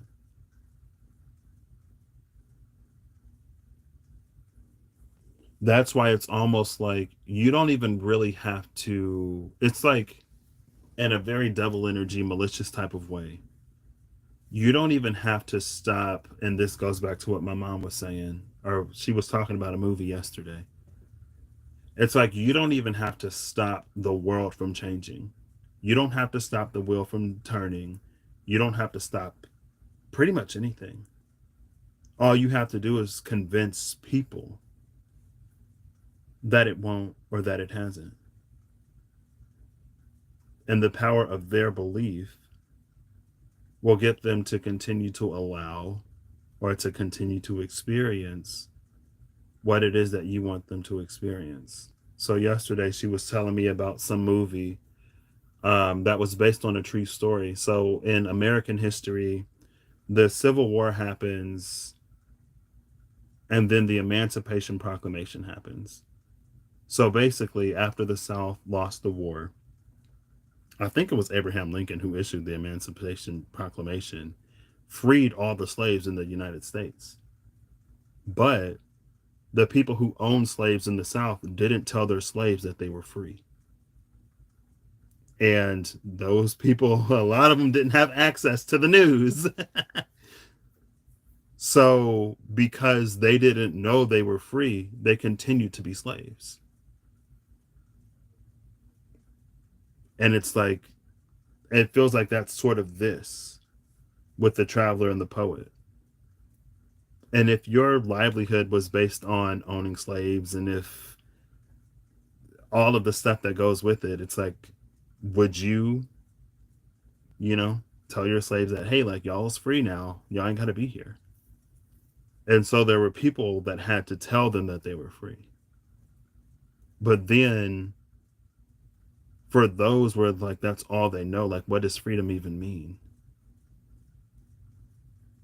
And in that, you almost wonder if there would be some kind of Stockholm syndrome. Well, like, the situation and the conditions might not be great, but there are meals, there's shelter of some sort. what does freedom mean? What does it look like? Where do I go? Like, it's choice. It's in a way. But the movie was about, I think she said it was in like the 1960s. Some place in Georgia, maybe, still had slaves because, again, the people that were on that plantation never knew. The news never reached them. It's like history stopped. There was no evolution. It's like, so she was like, somebody ran away and like almost like got hit by a car, didn't even know what a car was. And that's the thing. It's like with devil energy, with shadowy hierophant energy, if you can convince someone to believe in the thing, it will be real for them.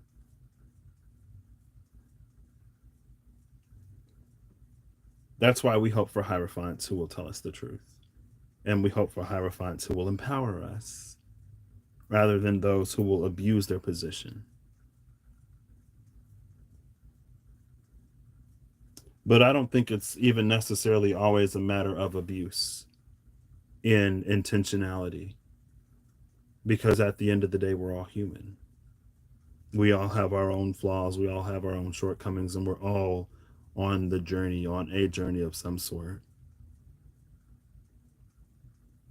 And almost going back to what I was saying earlier about limitations, if there are things that we can't see beyond because of what we're working through and what we're working on, if there are areas and aspects that we can't necessarily expand into because of whatever we're holding on to, I don't know if it necessarily makes us, like bad people for whatever. We're all human. So, but again, I think that's why, take it as it resonates, use your discernment. Don't be so at the bottom of the deck is the one who comes out every time I use this deck now. It's Vanth, caretaker of the lost. Caretaker of the lost. When we got Hathor behind the traveler, like, there's more to life than what the poet says. The poet himself is stuck. And it said as much. The poet itself is stuck, reliving its own glory day or whatever. But there's Van. There's Hathor, like, hey, like, just so you know, there is actually different. There is more. I'll read Vanth again because, I love Vanth, honestly. Vanth is in Hades, I believe. Yep. Caretaker of the Lost. The caretaker of the lost, Vanth, guides the dead who become sidetracked or misled to their proper places. An agent of Hades' mercy, she helps them recall that which they most need to know about themselves to continue on in the afterlife. Benevolent and dedicated, Vanth provides that which is most needed at the point where it is most needed. She inspires us to trust those who we depend on, and that the tools which will aid us will be there or will be easily found at the critical moment. It is important to rest, to breathe, and to not give in to panic and fear. So, love that energy. And it's interesting because when I was earlier in my journey, and I'm so grateful, and I'm so grateful to me and to Spirit for telling me, like, I love how I navigated my journey. I'll just say that. I love how I navigated my journey for me. Love that for me. But also, I am me. And so it's for me to navigate my journey in the way that I navigated my journey to get me to the place that I needed to be. You know what I mean? And I believe the same is true for everybody. Um, I go on that whole tangent and then I forget what I was about to talk about. Vanth, Caretech. Oh, when I was early in my journey, there was a certain thing that was popular. And to me, the energy, it felt like that was there to distract and mislead people who would otherwise make it, or who would otherwise go further. It was almost like this side. It's like if you're it reminds me of this one story in the land of blind weenies, I think, and I think it was about dinosaurs, which is funny because dinosaur going extinct in style is the message. I'm like, oh, that's interesting, going extinct in style because the world's about to change. You know, now we'll have chickens. And I was with Kirsty. She was like, look at the birds. They look like little dinosaurs when they walk. And there's this pigeon that looked like a T-Rex, but it had no arms. You know, there'll be remnants. We'll have like chickens and pigeons and stuff like that. You know, we'll have sharks, I guess. Um, but anyway, it was like for those who would otherwise go further, there's this thing that looks shiny and attractive along the way, and we kind of sort of get stuck there, and we get stuck in these cycles. And that's the thing about, I guess that's the thing about devil energy in general. It's like the devil is the devil because the devil knows us. And so one of the best things we can do to combat devil energy is for us to know us, and for us to face some of the things that may be uncomfortable, for us to face the things that are uncomfortable. Because otherwise, it's like it can cater the perfect illusion or the perfect lie or the perfect truth or partial truth to get us to be in places well beyond our time, but at the same time isn't.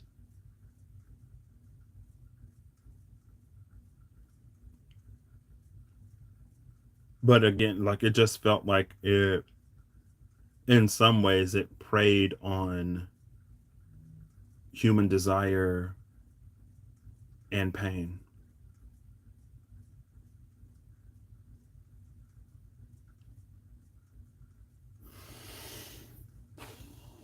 But as life continues to happen and as life continues to unfold, we will discover truths. And now apparently there's this thread of videos that I'm seeing. I'm not connected to it personally because I didn't necessarily fall into that narrative and storyline. But one of the things that I'm seeing now a lot is like recovering from blank.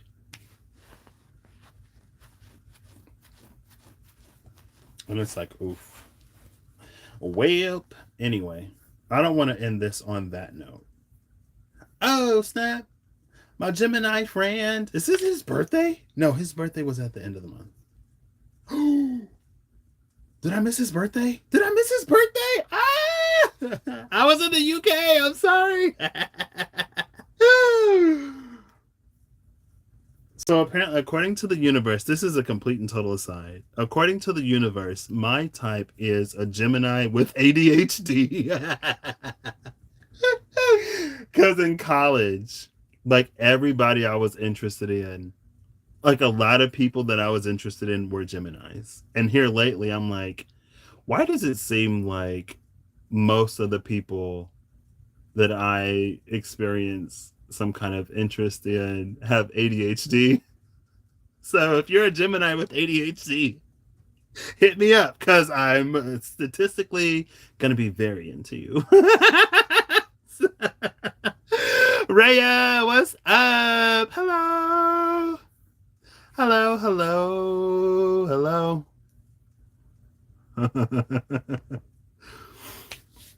I did notice that though. I was like, what's up with this? It probably says something about me. It's that I love, you know, like conversations and keeping things like interesting and fresh and like many like different things. Software up. Oh, it's an update ready to install. Okay. I don't want to end it like that though. So instead of pulling cards, it's just like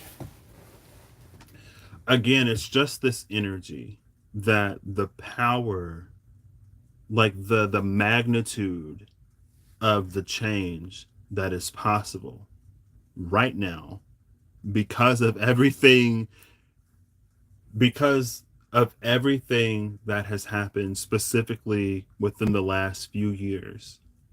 It seems that a lot of people are no longer in a space of just accepting the way that things are. It seems that people are a lot less willing to trade their life for dollars in spaces where their time, energy, effort, and livelihood is not valued. And because of that, there are a number of places that are experiencing like shortages in workers, or it's difficult to get people to do this and it's difficult for people to do that. And it's like, yeah, because now people are like, you know what, I deserve better than this. And if something were to happen, I have no security. And when all we knew was a world that had to function like how it was functioning, for everything to come to a halt, for everything to come to a pause and a stop, for us to be faced with the unknown in a way where like literally the whole world is affected at the same time, it puts a lot of things into perspective. And so because of that and because of where we were already going and heading before that, again with conversations that are happening now that weren't happening before, because we're becoming more interconnected more globally and more aware of the truth of the situation in certain places and not just what what's reported in some ways, a lot is positioned and a lot is right to change.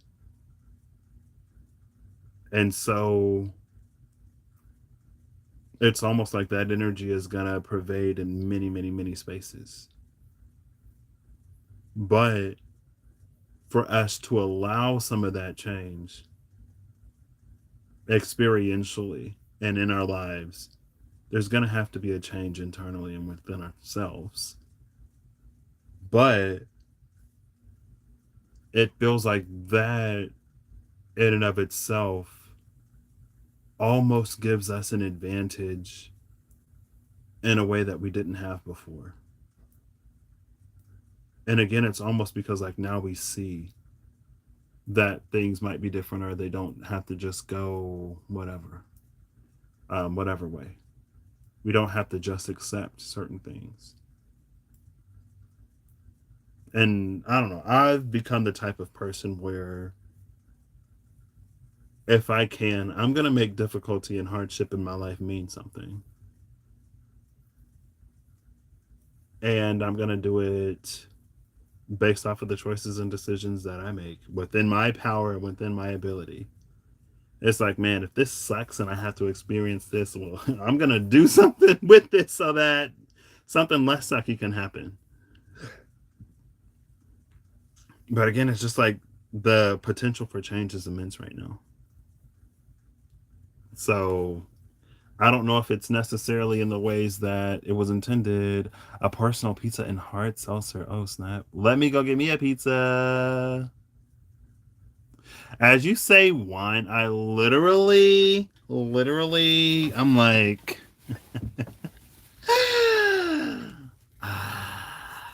I might not.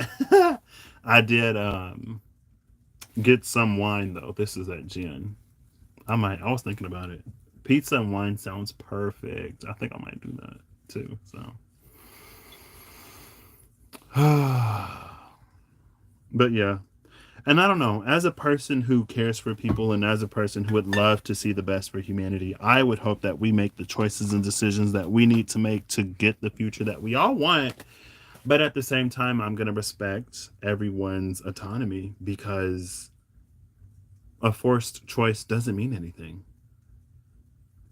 I feel like anyone who A has kids or anyone who has B been someone's child or most people who C have the human experience know that If you make a choice on behalf of someone else, things may go any kind of way when it comes to them doing it or not doing it. And depending on how you feel when other people make choices for you, again, but it's just like it doesn't, it holds no weight. There's no conviction when it's not a choice that we make. And so the follow through, the stick to itiveness, the attachment to it is just not there to the same degree as like if we were putting in that energy towards making something that we wish to see a reality. And again, with the traveler and the poet, it might be for a while. But if it's not something that's true to the self, there's going to come a point in time where we almost ask ourselves if it's worth it for something that we don't even necessarily too much want or care about. Like, is it worth it? I don't know. I don't know. I don't know. Let's have a glass together. Like on here, you actually drank a Belgian beer instead of wine tonight. What? Well, let me go to the restroom and then I will grab my little shot glass. I'll take a sip of this fireball. How's that? Because I've been staring at it, but I'm gonna go to the restroom real quick. I will be right back.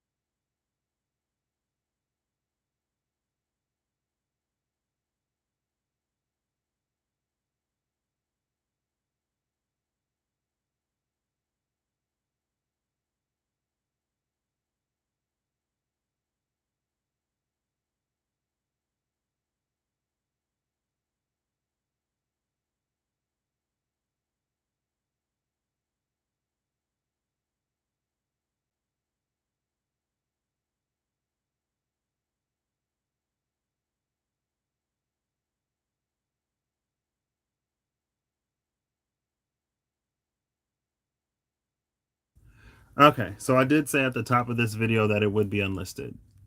So you rode your bike to the pizza spot and chatted with people. What? Because you were unplugging. I love that though. You had somebody to help you find it. Clink. Cheers.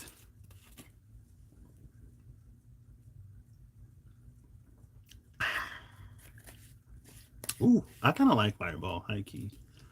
I guess it is a whiskey, and I like whiskeys. I like cinnamon. I can get down with a big red, a hot tamale. I was just in the restroom, and you know what I thought to me? I guess like so going back to the universal witness thing that's happening right now, going back to the I witch sort of thing that's happening right now.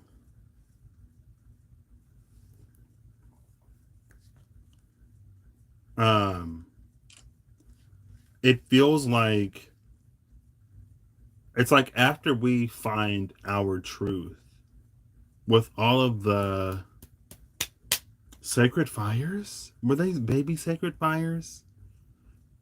And the collection of sparks that forms constellations. Um,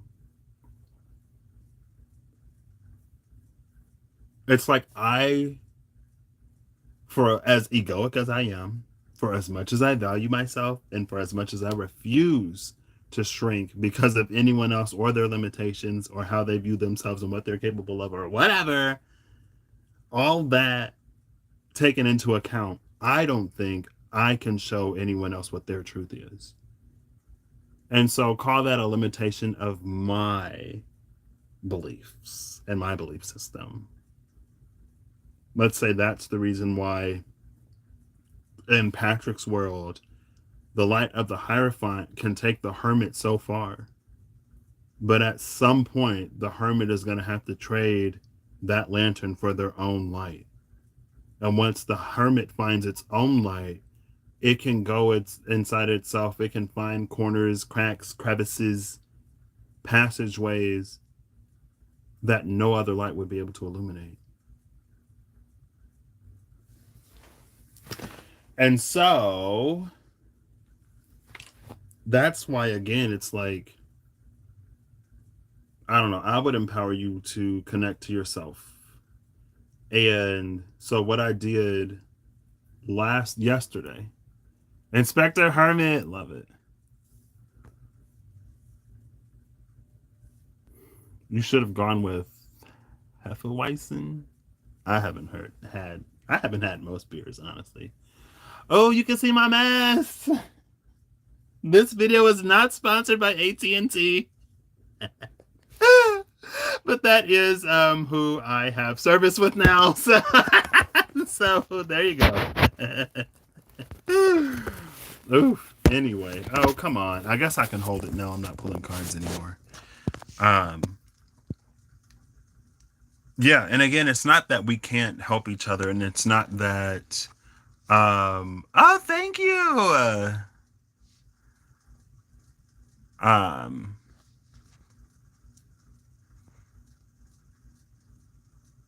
unlock and what? So when I do the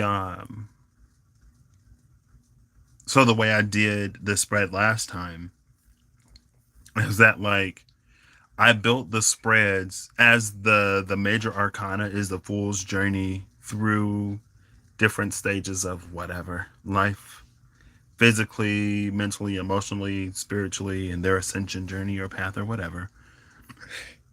The point of the spreads is pretty much the same. Um, and so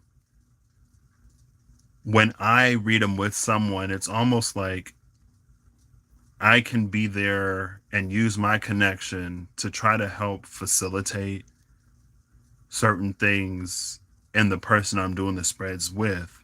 But everything that they get from that, they have to get themselves. And so, like, I've done it once. I might have done it a second time, but I've run somebody through every step up to what I have completed now once. And like I said, like that's when I like literally the first spread, I'm like, what? Like, this is how this works in your energy? Because in my energy, it's completely different. I didn't even know things work like this. But also, too, like for me, the Queen of Cups, the Ivory Shield, and the Spirit Keeper's Tarot has become my do not proceed past this point card because of those spreads. Because she would come out every time it was starting to get closer to what was that. It's like it's for what those things are for that person to know its conclusions that they need to reach within themselves. Or it's just things that, just like the High Priestess or the title card for me, it's like I wouldn't have the understanding to communicate it in the way that they need to hear it for it to really resonate as true to them. And I don't want to misguide or mislead or misinform someone when it comes to things that can be that um, sensitive, I guess, in nature.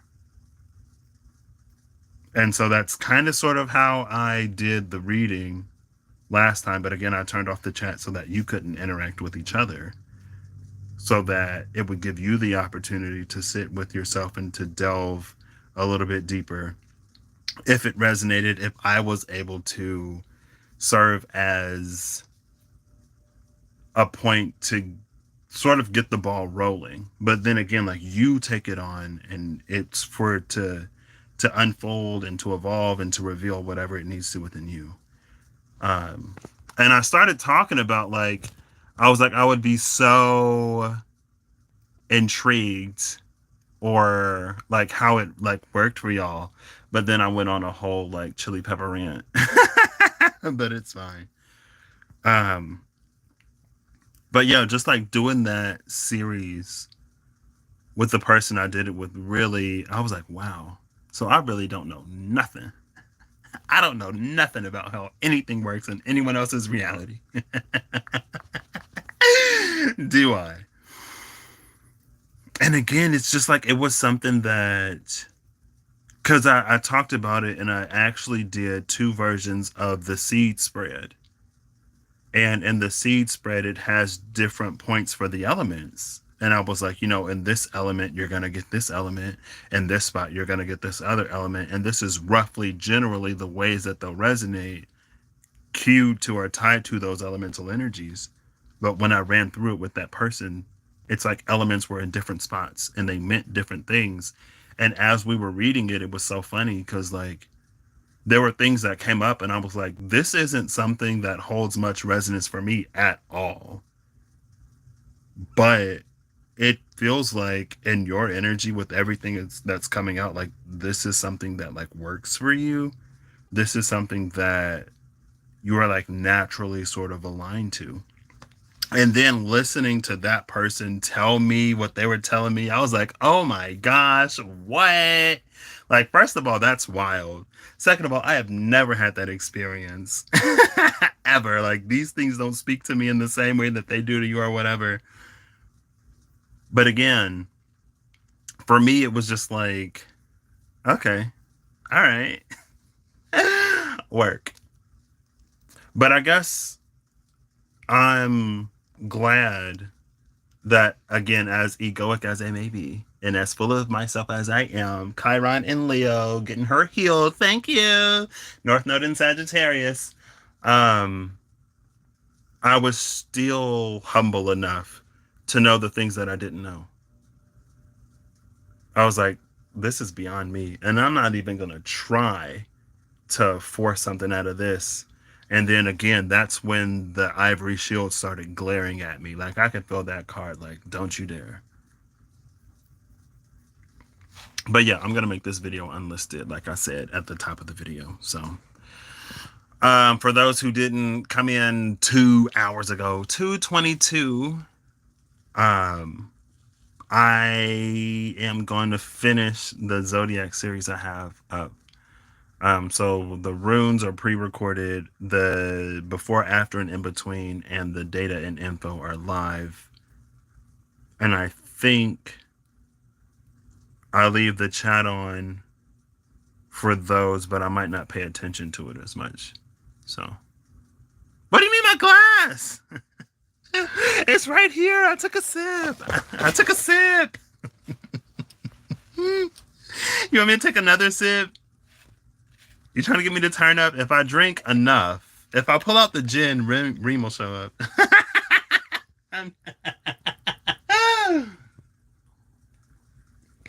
There you go.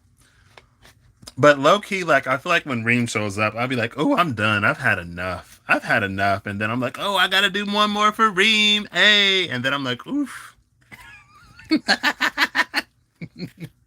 But the last time, thankfully, only had like that one shot. So I wasn't too far gone. Should I take a sip of the gin and test the theory? I'm just playing. But yeah. And I don't know. I kind of want to. I think Eve. I think I saw Eve. I know Kirsty said something earlier. I don't know. I guess here lately, I'm kind of realizing quite a few things. And for me, It's almost like, oops, sorry. Oh, I ain't trying to accidentally block nobody. For me, it's almost like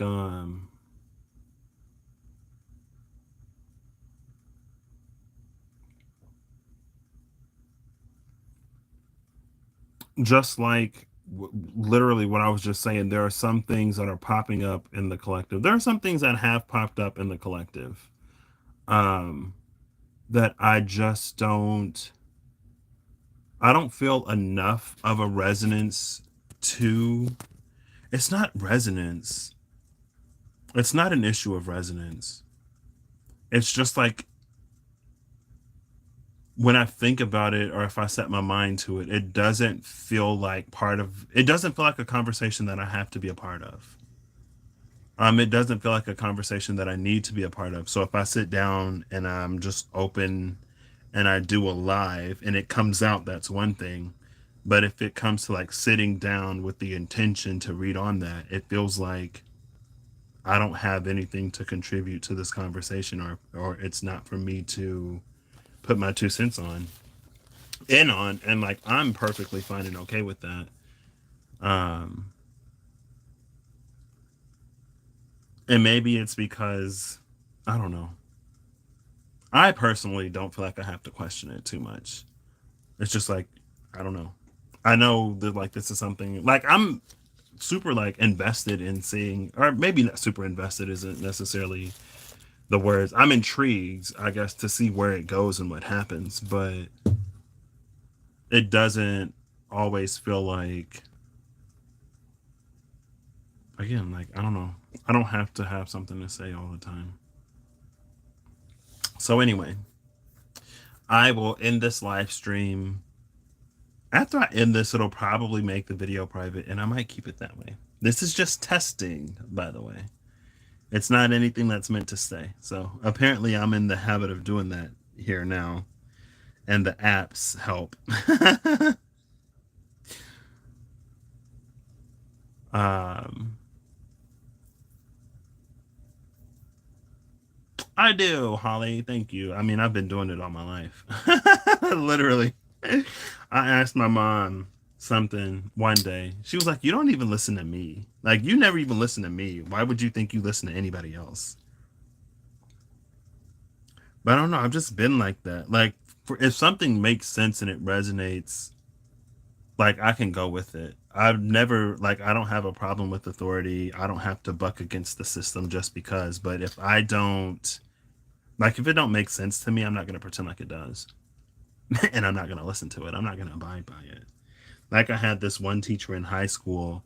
I was like, "Can I go to the bathroom?" Because I had to go to the bathroom, and she said, "Like you." She was like, "You just came from lunch. You could have went to the bathroom during lunch." No, and I got up anyway. I'm like, I'm not about to sit in here and pee on myself. I'm going to the bathroom. And she was like, "Where are you going?" I was like, "I'm going to the bathroom." And she was like, "Oh well, do this first." Like I was like, "Okay," and then I went to the bathroom because what I'm not about to do is not go to the restroom. Hello, like that's dumb. Mm-mm. But I don't have to. Like I'm not a rebel. I don't rebel just for the sake of rebelling. Um, I'm pretty much a goody goody two shoes for the most part. I'm a goody goody two shoes. If I deem it like okay, then I listen. If I don't have a problem with it, I go along with it. I'm that in between. You missed the first part. If you missed it, you would have gotten nothing from it. That's the assumption I'm going under. I mean, it was just a whole bunch of chili pepper. Not a whole bunch of chili pepper. Um, I'll leave it unlisted. I'll make it unlisted. If you want to go back and watch the first like hour and 45 minutes or whatever, you can. Um, I'll do that for you. I'll take one last drink for you too, cause you're my friend. Any excuse to drink the fireball. I'm ending this reading by drinking fireball. Oh my gosh. If I start to spit fire. Some was bell pepper, yeah. They're like mild, not really a pepper, but it had to be said. For some people, it might be a little abrasive. But I don't know. I'm not the type of person that's overly concerned with, I don't know. I'm not going to be all soft spoken and try to find different ways to say stuff just to make it more comfortable for certain people. I'm like, nah. I mean, there are plenty of people to do that. I don't have to be one of them. I have no interest in it, honestly. In the beginning, I did, but after May 2020, as soon as the North Node went into Gemini and the South Node went into Sagittarius, I was like, okay. Well, as soon as that's when it started to get hot, and then I was like, I miss my water. Like this is it's kind of harsh. It's kind of rough. It's kind of whatever. But I'm like, man, I'd rather that than us just repeat the same cycles over and over and over. Like, again, maybe for some people they're okay with that. For me, myself, I don't want to say it's unacceptable, but I don't want that. I don't want to keep experiencing the same things over and over and over. I'm ready for something new in life. And I'm willing to do and face and heal pretty much anything at this point. And the more I do, the more that happens, and I'm hooked, I guess.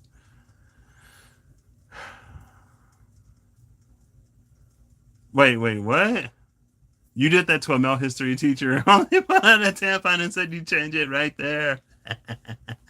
See, Holly gets it. I'd be like, no, no. That's in what world do I like? No. Anyway, so yeah, I guess with all that being said, I hope you have an amazing whatever whenever you see this. I hope you're acting in alignment to make all that you wish to experience your reality. This was literally just the test to see what going live on my phone would look like and what it would be like. And now I know. So, um, yeah. Rhea, I don't want to keep this video. You know what? If I really don't care, I would leave this public. So I'm going to make this public. It's just, I don't know. I don't know. No, I'll make it unlisted. Because that's what I said I would do. Eve, I blame you for all this. I'm kidding. I can take accountability and responsibility for the things I say. But honestly, like low key, has it been all year? This is the year of my Saturn return. It happened. It's going to happen again because Saturn's retrograding and I'm going to have a second return, and then Saturn's going to go direct and I'm going to have a third return. So I'm just in this space. I'm like, I don't know what's personal for me and my Saturn return and my personal transits in astrology, and like what's collective. Because some of the stuff that people say is collective, I'm like, I don't know if I'm necessarily feeling that, but work. Some of the other stuff it might be, I don't know. I don't know. Anyway, I'll have Siri flip a coin. I'll have Siri roll a d4. If Siri rolls a 1 or a 4, I'll keep it public. If Siri rolls a 2, I'll make it unlisted. And if Siri rolls a 3, I'll private the video. At which point I might as well just delete it. Siri. One moment. Okay, I found this on the web. For rolls of 1 or 4, I'll keep it public. Hey Siri Rosa, to make it unless it is Siri Rosa 3 private video. Check it out. I'm gonna miss you on my phone. Hey Siri, roll a d4. It's 4 this time. Oh, it's 4. The video is public. Okay, well, again, I hope you'll have an amazing whatever. Whenever you see this, I hope you're acting in alignment to make all that you wish to experience your reality. I feel like I haven't been sharing as much with what I'm going through personally because partially it's been like so much in different areas and aspects, and I'm kind of sort of like, what? I'm just living life at this point. I'm living life. I'm finding out. I'm like, okay, this is happening. All right, that's happening. this is what's on my mind. This is what I'm noticing. This is what the universe is bringing to me to witness and experience and come to my own conclusions within my own world about. Um, and yeah, transparency was something that was important to me at the start of this channel for the sake, because, I know sometimes I understand my tone. And so if I'm ever in a not great space, or if I'm working through something challenging or difficult, or if I'm being triggered and I'm trying to work through the trigger rather than run away, I'll come on here and I'll talk about it. But lately, I don't know. Maybe it's just me stuff. Maybe that's it. I'm like, you know what? This is for me to work through. So, Eva's a low key chili pepper. Is she? You questioned the history test and got a warning slip. Oh, Catholic school. I didn't go through Catholic school, but I can imagine.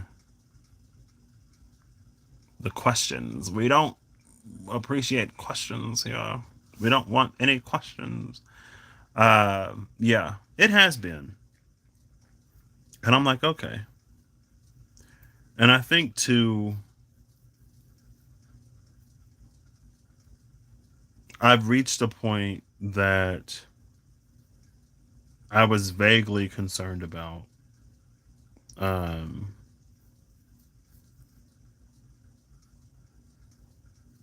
and I guess it's interesting because it's encouraging me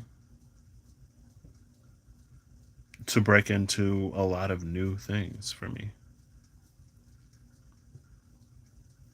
Because the paths I've walked, I'm over. It's like been there, done that. You can keep the t-shirt. I don't want it. I want what's over there. And I'm going to make my way over there. And so that page of wands that Rob gave me is like literally perfect because I've not much experience in wandsing.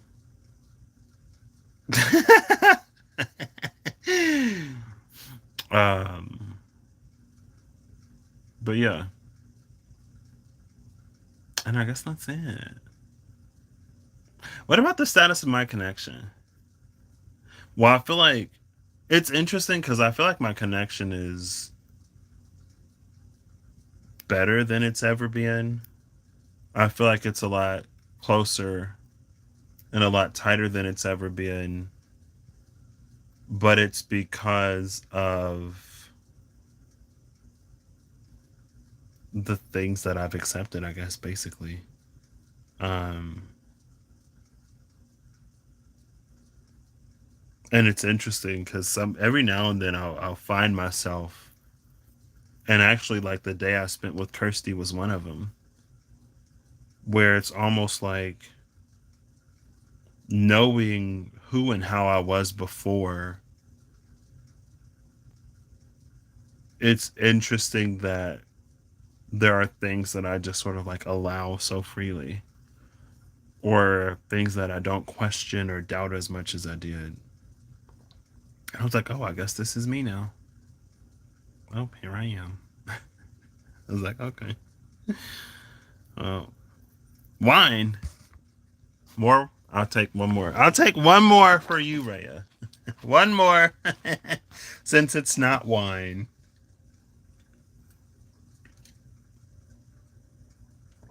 I might as well finish it at that point, right? Okay.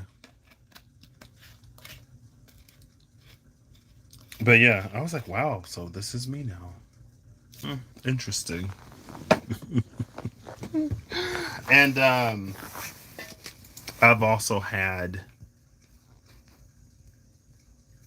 I'm navigating my own journey, you know. It's been fun though. It's been cute. It's been pretty awesome. I don't think awesome is the word I necessarily want, but just discovering question mark, experiencing all that, more of, anyway, it's fun. All right. I hope you all have an amazing whenever you see this. I hope you're acting in alignment to make all that you wish to experience your reality and whatever you need along your path, journey, and way, in whichever way you need. I hope you find it. And oh gosh, I really want to open up those spreads to like do them with other people, but at the same time, I don't. So high key, like maybe this is my own internal resistance. But I was like, if I do this cards thing, if I do this reading thing, if I do this connecting thing, I'm not gonna be for everybody. I have no interest in being for everybody. I have a vested interest in not being for some people. And and it's just because like I know who and how I am, and it's not that I'm incapable of being someone that I'm not, but it's just like I don't want to be, you know what I mean? And yeah, I don't know. Like I already told y'all, like y'all know I don't want to be a empath. I don't want to be a healer. Anything that involves interacting with people directly, I don't want it. You know what I mean? I'm like a support from afar, love from afar type of person. You know, but there are people who will get down in the weeds, who will get in the muck with you.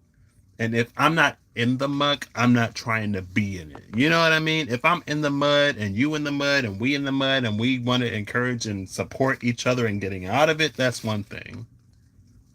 But if I got to get in the pen, I'm like, you know what? I just showered. I'm good. I don't know. It's just me being me. You know what I mean? So, but yeah. You want one what? What do you want? A fireball?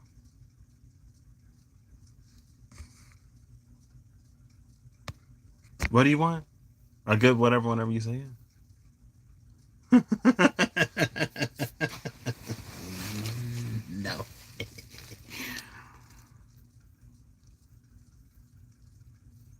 Yeah. And then I do kind of sort of. I don't feel bad necessarily, but it's just like there are things that I just can't do. And I've had enough experience. Um, I've had enough experience just to know it's like, okay, that's my limitation. That's my limitation. That's my restriction. That's my boundary. That's my limit. Um, and I'm like, yeah, it's just not for me. But the beautiful thing about the world, the beautiful thing about the universe, the beautiful thing about spirit, the beautiful thing about us all being who we are, there are people who will be there for those who need that type of person. You know what I mean? So I don't have to worry about it. I can get off guilt free, scot free, don't even gotta entertain it. Because there's someone there who can be that for them. There's someone there that can do that for them. A lot better than me trying to. So I'll take that free pass. Thank you. Like I'll still be a decent person. Like you know what I mean? I can still be considerate and compassionate and caring. It's just like somebody else can do this for you better. You want a collaborating? What do you mean? Patrick can flow and Patrick can say no. Hey. Patrick is stubborn AF. Taurus Moon and Rising. Let's go. Pisces Sun, Taurus Moon and Rising. Patrick can flow and Patrick can say no. That's literally Pisces Sun, Taurus Moon and Rising. Yeah. All right. So I have a video to watch on Wrestling Around featuring Rob Odinson. It is 9/11. I am gonna try to get pizza before they close. So I will catch you all the next time I catch you. And yeah, we'll see. You're a Taurus moon, but Gem rising. Ooh, that's interesting. My mom is Gemini moon, and we went to go get brunch today, and I was like, ooh, your Gemini moon is showing. She's like, I'm not a Gemini moon. I'm not a Gemini anything. I'm like, ooh, yeah, yeah, you are. My mom she's triple mutable. So she's a Pisces sun, Gemini moon, Sagittarius rising. And I was like, oh, she's mutable all around. I'm like, oh, goodness. What? So wait, her moon would be in her seventh house then, potentially, if she's a Sag rising and a Gemini moon. That's interesting. I don't know. Anyway, all right. I'll say it one more time. I hope you have an amazing whenever you see this. I hope you have. Okay. It's the alcohol. The alcohol is getting to me. I blame you, Rhea. I'm just playing. I hope you have an amazing whenever you see this. I hope you're acting in alignment to make all that you wish to experience your reality. And I hope that.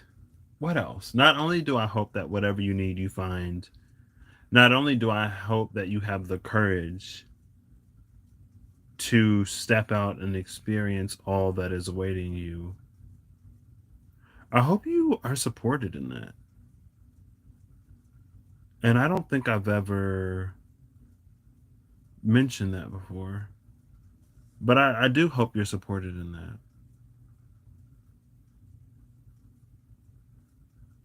I hope whatever you desire for you, especially if it is, good, especially if it doesn't bring any hurt, harm, pain, or danger to anybody else.